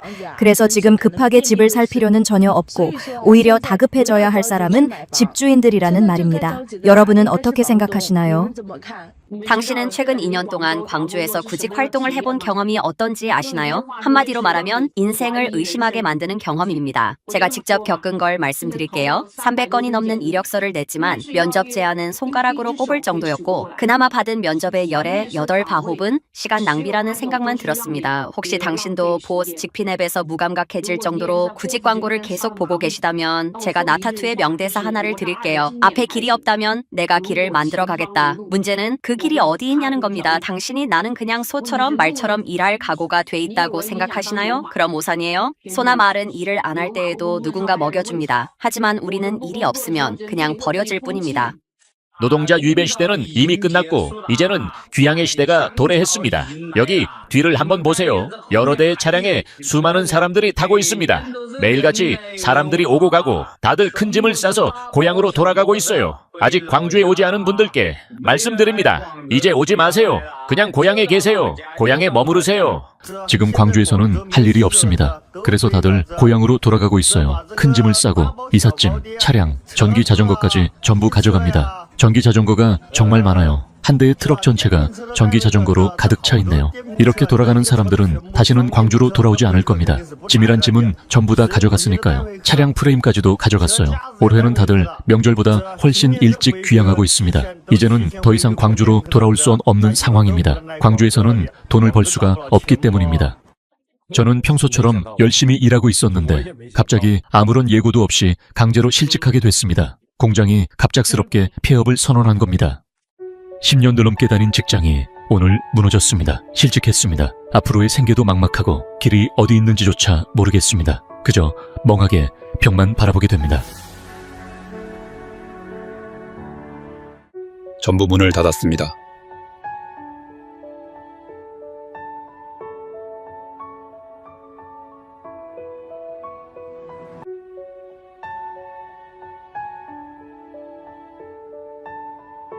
광동 임시 노동시장입니다. 11월 5일 수십만 명이 이곳에서 일자리를 찾기 위해 몰려들었습니다. 하지만 일거리를 쟁취하지 못한 사람들이 너무 많아 매일 찐빵으로 끼니를 때우고 월세도 못 내 거리로 쫓겨나는 처지에 놓였습니다. 더는 버티기 힘들 지경이라는 절규가 곳곳에서 들려옵니다. 집에 돌아가자니 창피할까봐 두렵고 돌아가지 않자니 일을 못 구해 막막하고 정말 어느 쪽도 쉽지 않은 상황입니다. 오늘 뉴스는 여기까지입니다. 시청해주셔서 감사합니다. 안녕하십니까, 이태현입니다. 중국 사람들은 왜 이렇게 관직에 집착할까요? 전 세계를 둘러봐도 중국인처럼 관직을 열망하는 사람들은 드뭅니다. 대학생의 80%는 졸업만 하면 바로 공무원 시험을 준비하고 공무원이 되면 관직에 한 걸음 더 다가섰다고 여기죠. 큰 관직이든 작은 관직이든 관직이라는 글자만 있으면 모두가 머리를 쥐어짜며 어떻게든 들어가려고 애쓰는 겁니다. 여러분은 무슨 반 간부를 맡고 있나요? 저는 문지기입니다. 저는 선서 담당입니다. 저는 표준어 홍보 담당입니다. 저는 헤어스타일 관리 담당입니다. 저는 안문 관리 담당입니다. 저는 대열 관리 담당입니다. 저는 책장 관리 담당입니다. 저는 칠판 관리 담당입니다. 저는 학교위원회 위원입니다. 저는 영어반장입니다. 저는 응용 반장의 비서입니다. 저는 홍색 넥타이 관리 담당입니다. 저는 쓰레기 관리 담당입니다. 저는 교복 관리 담당입니다. 저는 공기 관리 담당입니다. 저는 리모컨 두 번째 건전지 관리 담당입니다. 하나같이 기세는 당당한데 여기 왜 온 건지 알고 있습니까? 여러분의 점수는 하나같이 처참하게 깎였습니다. 좋아요. 간단히 우리 반장에게 점수 상황을 발표하게 하겠습니다. 월요일에 점수를 가장 많이 깎인 건 장보부입니다. 장보부는 월요일부터 목요일까지 이미 62점을 깎였습니다. 다른 사람은 말하지 않겠습니다. 장보부만 봐도 각자 부모님들은 자기 자식이 학교에서 어떤 모습인지 알 수 있을 겁니다. 나는 중국농업발전은행의 행장이 되고 싶어요. 아빠의 뒤를 잇기 위해서예요. 왜냐하면은 저희 할아버지가 중국농업발전은행의 행장이셨고 저희 엄마는 부행장이시거든요. 그래서 저는 우리 집안의 유산을 이어가고 싶어요. 나는 그냥 묻고 싶어요. 서민들이 잘 살 수는 없는 건가요? 중국 인수재산보험의 류안님과 내몽골의 왕파는 무려 4억 4,900만 위안 이상을 챙겼습니다. 윤영성 본계시의 리오송, 중국철도, 19국의 손강, 연대 고신구의 공전성, 해남 해구의 나증비는 더 심각합니다. 이들은 뇌물을 받았을 뿐만 아니라 권력을 이용한 성매매와 정경 유착까지 저질렀습니다. 강소성 남통의 황희봉, 해올빈의 리대경, 영하성의 진치문, 심지어 예전에 반부패국 국장이었던 한월선도 결국 낙마했습니다. 이건 빙산의 일각일 뿐이다. 나는 돈을 톤 단위로 계산한다는 건 처음 들었어요. 나만 위안 단위로 쓰고 있는 건가요? 안후이의 촌석이 20억, 23톤의 인민폐, 125채의 집, 216대의 고급차, 63개의 회사, 그리고 122건의 형사사건에 연루되어 있다고 합니다. 그는 하루에 얼마를 벌었을까요? 하루에 수십만 위안은 벌었을까요? 세상에나 주말까지 쉰다고 쳐도 그 차를 하루에 한 대씩 몰아도 1년 내내 겹치지 않겠네요. 그 돈은 그냥 바닥에 깔고 자야 할 판이네요. 1977년 등소평은 교육은 어린 시절부터 시작해야 한다라고 강조했습니다. 이어 강택민 시기에는 부패 통치가 고착되며 교육, 의료가 전면 산업화되었습니다. 그리고 현재 석금평은 붉은 유전자가 아이들의 혈액 속에 스며들어 마음 깊은 곳까지 침투해야 하며 붉은 강산이 변색되지 않도록 해야 한다고 강조하고 있습니다. 결국 중국인들의 일생은 유아기부터 노년까지 전 과정이 애당교육, 즉 당을 사랑하는 교육, 정오교육, 허위교육, 그리고 부패한 교육 속에서 이루어지고 있습니다. 안녕하세요. 현금 8만 위안 인출하려고요. 돈을 인출해서 뭐 하시게요? 물건 좀 사려고요. 구체적인 자금 사용 용도는 무엇인가요? 그냥 집에서 쓸 물건 좀 살 거예요. 어떤 걸 사시는데요? 아직 쇼핑을 안 했는데 뭘 살지 어떻게 알아요? 이렇게 많은 현금을 인출하실 경우 저희는 자금 용도를 꼭 확인해야 합니다. 아니, 그렇게까지 자세히 물어봐야 해요? 이건 제 사생활에도 관련된 건데 말하지 않을 권리 있는 거 아닌가요? 그런 식이면 인출해드릴 수 없습니다. 아니, 번호표 뽑고 3시간 넘게 기다렸는데 내 돈 좀 인출하려고 해도 이렇게 힘든가요? 이 여성 블로그는 그날 은행에서 돈을 인출하려고 일부러 회사를 쉬고 아침 일찍 나왔다고 말했습니다. 하지만 막상 도착해보니 은행의 업무 효율은 매우 낮았고 창구도 거의 열려있지 않았으며 직원들의 서비스도 형편없었다고 합니다. 마치 범죄자를 신문하듯 대하며 왜 돈을 찾느냐, 고액 현금은 인출할 수 없다 등등의 말만 되풀이했다고 합니다.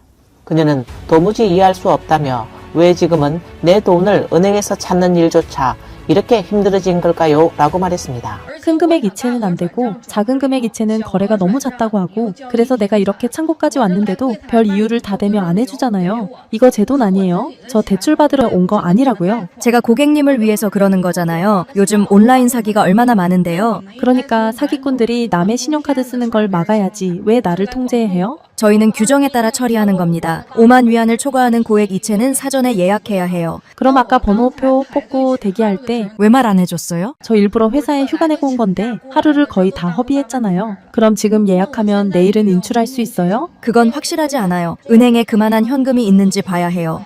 같은 노동자인데 왜 어떤 사람은 5만 위안의 상금을 받고 어떤 사람은 피땀 흘려 번 돈의 80%가 공제당해야 하나요? 방동래의 한 직원은 정의로운 행동을 하고 앞장섰다고 5만 위안을 상금으로 받고 현장을 정리한 사람도 5천 위안을 받았어요. 그날 20명이 총 20만 위안을 받았죠. 이게 바로 직원을 가족처럼 대하는 거죠. 반면에 화북성의 배달기사는 한 달 전에 퇴사한다고 미리 말했는데도 결국 건당 1위안만 주고 임금의 80%를 공제당했어요. 항의하러 가니 오히려 욕설과 폭행을 당했죠. 어떤 기업에게는 평범한 직원의 자존심은 휴지 조각보다 못한 겁니다. 한쪽은 정의에 대한 보상금까지 주고 직원들을 아끼니까 퇴사율이 고작 0.43%입니다. 다른 쪽은 악의적으로 임금을 삭감하여 정직한 사람들의 감정을 통제하지 못하게 하여 비극을 초래했습니다. 이 격차는 하늘과 땅의 차이 같습니다. 여러분께서는 국가 수준의 부를 축적한 병원 원장에 대해 들어보신 적이 있으신가요? 최근 북경의 한 병원 원장이 체포되었고 그의 자택에서는 하루 종일 압수수색이 진행되었습니다. 그 과정에서 발견된 것은 약품도 의료 장비도 아니었습니다. 바로 산더미처럼 쌓여있는 현금이었습니다. 현금 위안화만 해도 약 2에서 3억 위안에 달했으며 금액이 너무 커서 개수기 여러 대가 과열로 타버릴 정도였다고 합니다. 하지만 그것이 전부가 아니었습니다. 미화 2천만 달러 상당한 양의 일본 엔화 그리고 지방 금고를 열자마자 황금빛이 번쩍 모두 금괴였다고 합니다. 그저 한 병원의 원장일 뿐인 분께서 어떻게 이처럼 막대한 외화를 보유하게 되었을까요? 혹시 외국 환자가 신속한 진료를 원해 뒷돈을 준 건 아닐까요? 이 블로그는 또 체포된 이 병원 원장의 집에는 명품 시계, 고급 술, 각종 명품들이 가득했으며 이 모든 물품들의 총 가치는 무려 6에서 7억 위안에 달한다고 합니다. 이게 끝일까요? 아닙니다. 이건 그저 빙산의 일각에 불과하다고 합니다. 병원장으로 있으면서 그는 북경에 몇천나 되는 고가의 사하보를 보유하고 있었고 미국과 스위스에도 대형 고급 별장이 여러 채 있다고 합니다. 그리고 아직 발견되지 않았거나 이미 해외로 빼돌린 자산이 얼마나 더 있는지는 아무도 모릅니다. 그저 한 명의 병원장일 뿐인데 어떻게 이런 슈퍼 능력을 갖게 된 걸까요? 이건 정말 믿기 어려운 일일 뿐만 아니라 중국인들의 분노를 자아내는 일입니다.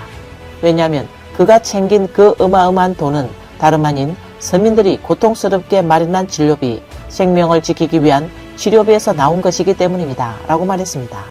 27억 위안을 횡령했다니 실로 믿기 어려운 이야기입니다. 지방의 시립병원 원장이 어떻게 이런 막대한 금액을 손에 쥘 수 있었는지 그 현실 자체가 충격입니다. 이제는 횡령 액수도 억 단위가 기준선이 되어버린 걸까요? 인터넷에서 찾아보니 현금 1억 위안이면은 대형 현금 수송차 한 대가 가득 차는 분량이라고 하더군요. 그럼 27억 위안은 약 25대 분량이며 무게로만 따져도 31톤이 넘습니다. 사람들이 계산해주기를 매일 10,000 위안을 써도 전부 쓰려면 738년, 보통 가정처럼 1년에 10만 위안을 쓴다면 27,000년이 걸린다고 합니다. 말 그대로 구석기 시대부터 누워서 써야 겨우 다 쓸 수 있는 돈입니다. 이건 의료가 아닙니다. 흡혈귀입니다. 윤영성 안산 총간부가 자신의 가족을 통해 승합차 운송 노선을 독점하려다 논란이 되었습니다. 지금 앞에 있는 저 승용차는 촌장 여동생 차입니다. 그리고 이건 촌장 집 차고요. 저 차가 앞에서 길을 막고 있어서 우리가 지나가지 못하게 합니다. 어휴, 아직도 버티고 있네. 산시성 유량시 이석구의 한 마을에서 마을 관리자가 마을 주민과 다툰 뒤 굴착기를 몰아 주민을 들이받았습니다.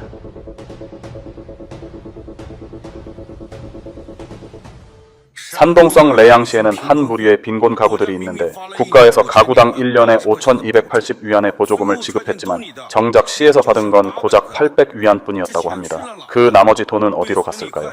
촌회계가 일부를 떼어가고 촌서기가 또 일부를 챙겼다고 합니다. 더 기가 막힌 건 그 촌서기가 이렇게 말했다는 겁니다. 그들의 돈으로 그들의 일을 봐줬는데 800위안이면 적은 것도 아니죠. 그 빈곤 가구들은 구멍난 신발을 신고 힘겹게 마을위원회에 찾아가 웃는 얼굴로 사진 촬영에 응해야 쌀 몇 포대를 얻을 수 있었다고 합니다. 연간 800위안, 하루로 따지면 2.19위안, 물 한 병도 사기 힘든 돈입니다. 이 돈으로 밥은 어떻게 먹고 겨울은 어떻게 견디며 삶을 어떻게 이어가야 할까요? 이건 단순한 빈곤이 아닙니다. 제도적인 수탈입니다. 도대체 누가 농민의 보조금을 훔쳐간 걸까요? 숫자를 보면 정말 충격적입니다. 175개 현에서 무려 40억 위안이 넘는 민생 보조금이 유용됐습니다. 이 돈은 지방정부의 빚을 갚거나 공무원 임금 지급에 쓰였다고 합니다. 두 번째로 16개 성 104개 현에서 악의적으로 보조금을 가로챈 사례가 있었고 총액은 4.78억 위안에 달합니다. 세 번째, 3,235명의 기층 간부들이 허위 보고를 하여 총 2,329만 6,600위안을 부정 수령했습니다. 시립병원의 부원장 한 명이 지금 구속됐는데 조사해보니 횡령한 금액이 100억 위안에 달하더라고요. 이런 경우 형량은 얼마나 나오나요? 못 나오겠죠. 무기징역 이상은 확실합니다. 다만 요즘은 사형까지 선고되지는 않는 분위기입니다. 그럼 평생 감옥에 있어야 하는 건가요? 꼭 그렇진 않아요. 실제로 10년에서 20년 정도 지나면 나오는 경우도 있어요. 70이 넘어서 출소하는 사람이 많죠. 2012년부터 중공은 반부패를 명분으로 전례 없는 대규모 권력 숙청을 시작했습니다. 중앙정치국 위원회에서부터 말단 촌서기까지 군 고위층에서 금융감독 관료까지 전국에서 500만 명 이상의 관료들이 조사 대상이 됐습니다. 그러나 이러한 숙청에도 중국 경제는 살아나지 않았습니다. 현재 청년 실업률은 사상 최고치를 경신 중이고 부동산 시장은 전면 붕괴, 제조업과 자본은 동남아로 빠져나가고 있으며 주식시장과 채권시장 모두 침체에 빠졌습니다. 민간 기업의 줄도산도 계속되고 있습니다. 서민들에게는 주택대출, 실업, 물가상승, 세금 압박이 겹치면서 점점 생존이 어려워지고 중산층은 증발했고 공무원은 감봉, 의사는 사직, 청년들은 공자 이야기 속의 가난한 학자처럼 되어가고 있습니다. 이 모든 일이 500만 명의 관료가 숙청된 이후에 벌어진 현실입니다.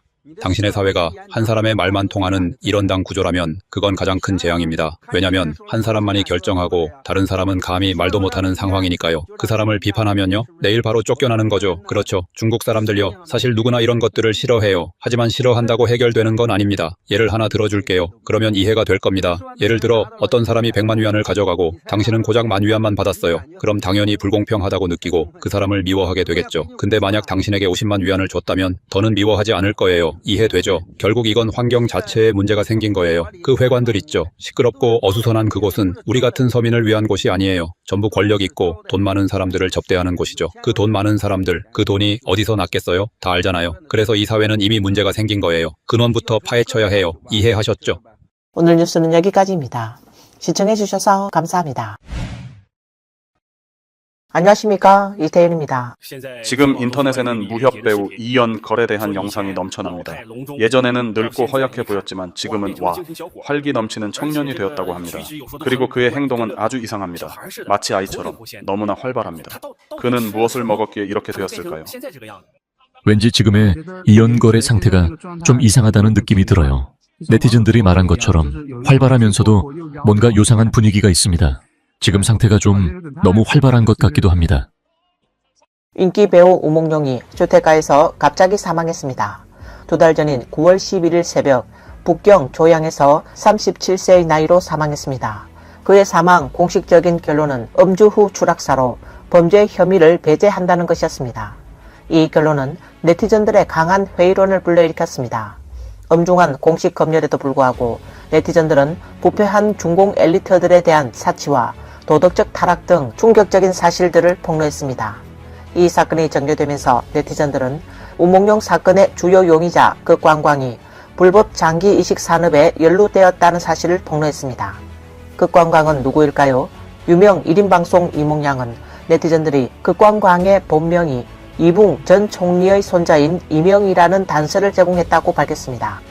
극광광은山동성 치박시에서 태어난 것으로 알려졌으며 소식통들은 그의 생년월일, 주민등록번호, 휴대전화번호까지 입수했습니다. 제보자는 이명이 북경 선샤인 산동 주거단지에 최소 2채의 부동산을 소유하고 있다고 주장했습니다. 하나는 15동 701호, 다른 하나는 18동 601호로 바로 우몽룡 사건이 발생한 곳입니다. 더 충격적인 사실은 네티즌들이 지적한 내용으로 분안성 일대에서 지광광이라는 이름으로 등록된 기업이 무려 677곳에 달한다는 것입니다. 그 중에는 각종 논란의 중심에 서 있는 상하 의원이 포함되어 있습니다. 네티즌들은 이 산업 사슬이 너무나 암울하다고 한탄했습니다. 이처럼 촘촘하고 광범위한 네트워크 속에서는 중공 권력층의 표적이 된 일반 주민들의 장기가 더 이상 도망칠 곳이 없다고 말했습니다. 이 연거리 요즘 정말 큰 화제입니다. 온 인터넷이 그의 이야기를 하느라 떠들썩할 정도죠. 예전에는 많이 노쇠해 보였는데 최근에는 매우 활력이 넘쳐 보입니다. 외모나 피부, 전반적인 정신 상태까지 모두 예전보다 훨씬 젊어진 것 같습니다. 저도 궁금해서 댓글들을 오랫동안 살펴보았습니다. 그랬더니 추천 영상에 홍금보와 예평 영상이 계속 뜨더군요. 정말 놀라운 건 홍금보도 예전에는 휠체어를 타고 다니고 움직이는 것도 힘들어 보였는데 지금은 걸음걸이도 빠르고 심지어는 펄쩍펄쩍 뛰며 권투까지 합니다. 온라인에서는 세계적 영화 배우 이영걸이 올해 8월 입원 기간에 심장 이식 수술을 받았다는 소문이 퍼지고 있습니다. 이영걸은 소림사, 황비용, 정무영웅 등 많은 쿵푸 영화를 찍었습니다. 2013년 그는 갑상선 항진증 진단을 받았고 이후 병세가 점점 악화되어 한때는 휠체어에 의지해야 할 정도였습니다. 2023년 그는 대만에서 신간 초월 생사를 출간하며 이미 자신의 장례 방식까지 정해두었다고 솔직하게 말했습니다. 바다장이든 수목장이든 모두 받아들일 수 있다고 말했습니다.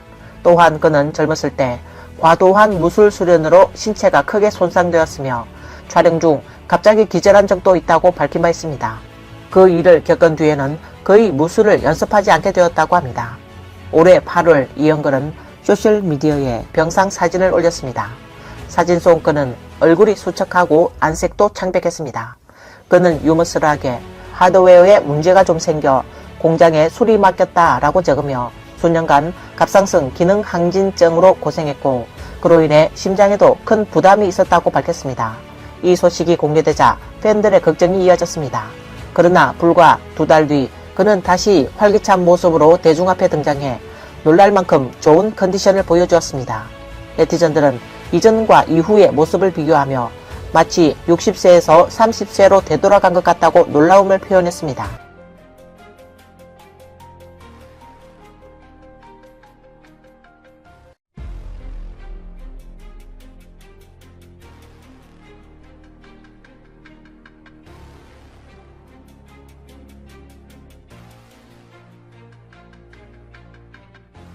온라인상에서는 그가 심장 이식 수술을 받았다는 소문이 돌며 이것이 그가 다시 건강을 되찾은 핵심 이유일 것이라는 추측이 나왔습니다.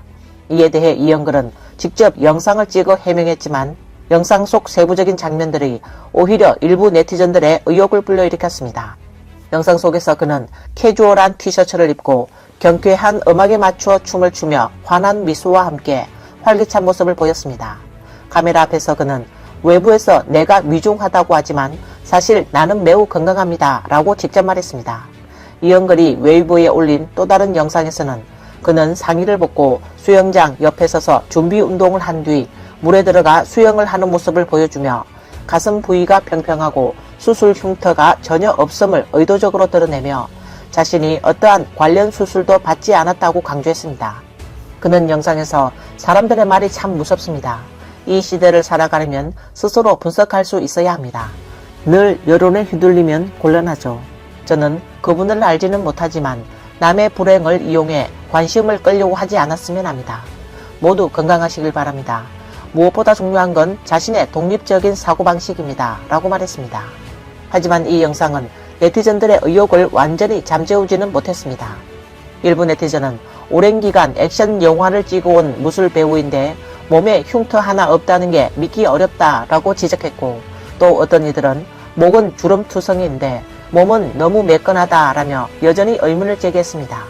또한 일부 네티즌들은 그의 겨드랑이에 털이 없는 점을 지적하며 인조 피부를 입고 촬영한 것 아니냐는 의혹을 제기했습니다.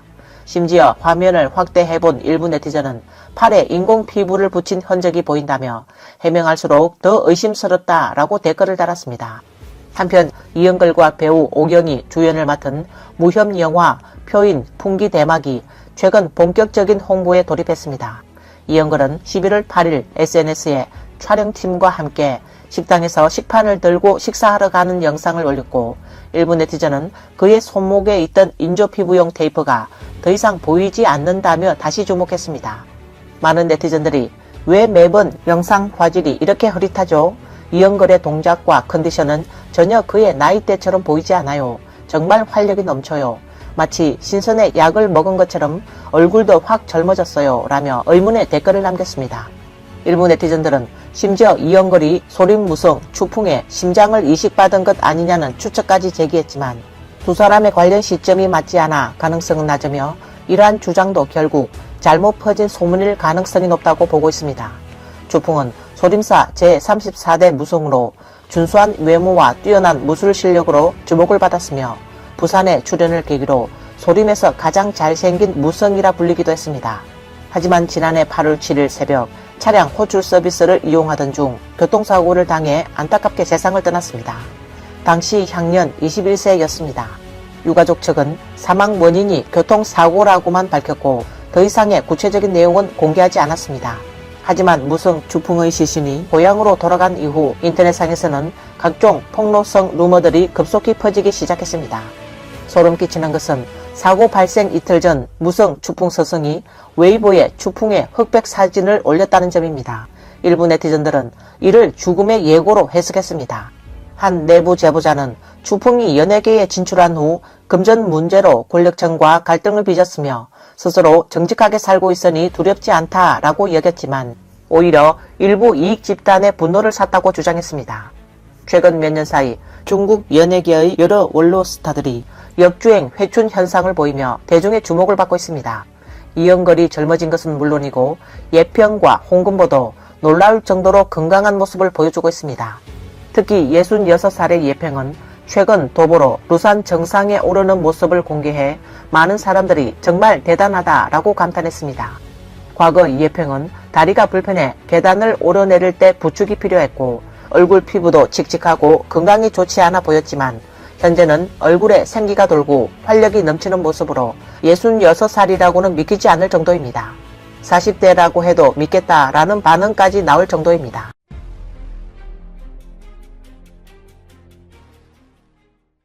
알아맞혀봐요. 지금 제가 어디에 있는지. 루산. 맞아요. 대단하죠?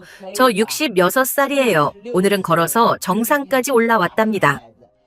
한때 건강 상태가 매우 우려되던 홍금보도 요즘에는 완전히 회춘한 모습을 보이고 있습니다. 이미 76살인 그가 아무리 관리를 잘했다 해도 나이로 인한 신체 기능 저하는 피할 수 없을 거라 여겼지만 몇 년 전까지만 해도 공개석상에 휠체어를 타고 등장하며 기운이 없어 보이던 그가 최근 시안에 등장했을 땐 완전히 달랐습니다. 중국식 당복을 입고 나타난 그의 모습은 기운 넘치고 활기찬 모습이었습니다. 푸른 벽돌과 검푸른 기와 마치 시처럼 그림처럼 아름답다. 나는 지금 서한 성벽 위에서 천년의 역사와 문화를 탐방하고 있다. 중국의 장기 이식은 항상 매우 민감한 문제였습니다. 특히 이식 대기 기간이 다른 나라보다 훨씬 짧아 국제적인 회의론을 불러일으켰습니다. 중국에서는 장기 적합 판정에 며칠 또는 몇 주밖에 걸리지 않는 반면 다른 나라에서는 환자들이 일반적으로 몇 달 또는 몇 년을 기다려야 하기 때문에 중국의 장기 공급은 민감하고 논란의 여지가 있는 주제입니다. 여러 보도에 따르면 중국의 장기 기증자는 사형수뿐만 아니라 파룬궁 수련자, 위구르족, 그리고 정치적 반체제 인사들도 포함된다고 합니다. 이러한 상황은 인권 침해와 의료 윤리 붕괴에 대한 국제적인 관심을 불러일으켰습니다. 최근 석근평과 푸틴 대통령이 장기 이식을 통해 150세까지 살 수 있다는 내용을 비공개로 논의하는 모습이 촬영되어 대중의 공분을 샀습니다. 9월 3일 북경에서 열린 군사 퍼레이드에서 석근평 푸틴 대통령, 김정은 국무위원장이 함께 행사장에 입장했습니다. 행사 시작 전 CCTV 생중계에는 석근평과 푸틴 대통령이 수명 연장에 대한 개인적으로 나눈 이야기입니다. 영상에서 석근평은 러시아어 통역을 통해 과거에는 70세까지 사는 사람이 거의 없었지만 지금은 70세도 어린 아이와 같습니다. 라고 말했습니다. 푸틴 대통령은 석근평에게 인간 장기 이식이 계속될 것이고 사람들은 점점 더 젊어질 것이며 심지어 불로불사를 이룰 수도 있습니다. 라고 말했습니다. 영상 속에서 폭소가 터져 나왔습니다. 석근평은 이번 세기에는 인간의 수명이 150세에 도달할 것으로 예측됩니다. 라고 답했습니다. 근처에 서 있던 김정은 위원장은 미소를 지으며 석근평을 바라보며 이 주제에 관심이 있는 듯 했습니다. 푸틴 대통령이 인간 장기 이식 기술은 앞으로도 지속적으로 발전할 것이며 사람들은 점점 더 젊은 상태를 유지하게 될 것이고 나아가 영원한 생명에 가까워질 수도 있습니다. 라고 하자 시진핑 당수는 예측에 따르면 이번 세기 안에 인류가 150세까지 살 수 있을지도 모른다고 합니다. 푸틴 대통령은 열병식 후 기자회견에서 석근평과 수명 연장에 대한 논의가 있었음을 확인했습니다. 이 대화는 CCTV 생방송으로 송출됐고 이어서 블룸버그와 로이터 등 해외 주요 언론이 재송출하면서 전 세계로 급속히 확산됐습니다. 그제야 중국 당국은 사태의 심각성을 깨닫고 문제가 된 영상 클립을 즉시 삭제했습니다. 네티즌들은 중공이 강제 장기 적출이라는 만행을 공공연히 저지르고 있다는 논란에 휩싸였습니다. 한 네티즌은 두 독재자 모두 더 이상 거짓말을 하지 않고 공개적으로 논의하기 시작했다라고 말했습니다. 또 다른 네티즌은 중공은 빈곤, 기아, 공산주의를 세계에 수출하는 것 외에도 외국 고위 인사와 정치인들에게 중국 젊은이들의 생체 장기를 수출하고 있는 것 같다라고 댓글을 남겼습니다. 2019년 중국 소셜미디어 플랫폼 위챗에 150세 장수 프로젝트 광고가 널리 유포됐습니다. 이 광고는 981 고위 지도자 건강 프로젝트가 중공 최고위층만을 위한 것이며 수명을 150세까지 연장하는 것을 목표로 한다고 주장했습니다.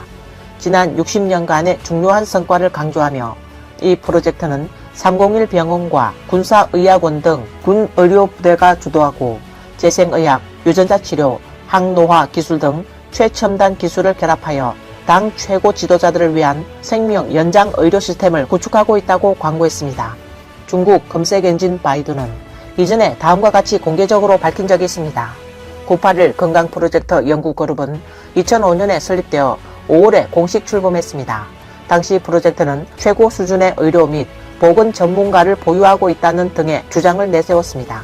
그러나 중공 엘리트들이 특수장기를 이용한 수명 연장에 의존한다는 온라인상의 회의론이 제기되면서 앞서 언급한 광고는 차단되었고 바이두는 더 이상 981 건강 프로젝트 관련 정보를 게재하지 않았습니다. 오늘 뉴스는 여기까지입니다. 시청해주셔서 감사합니다.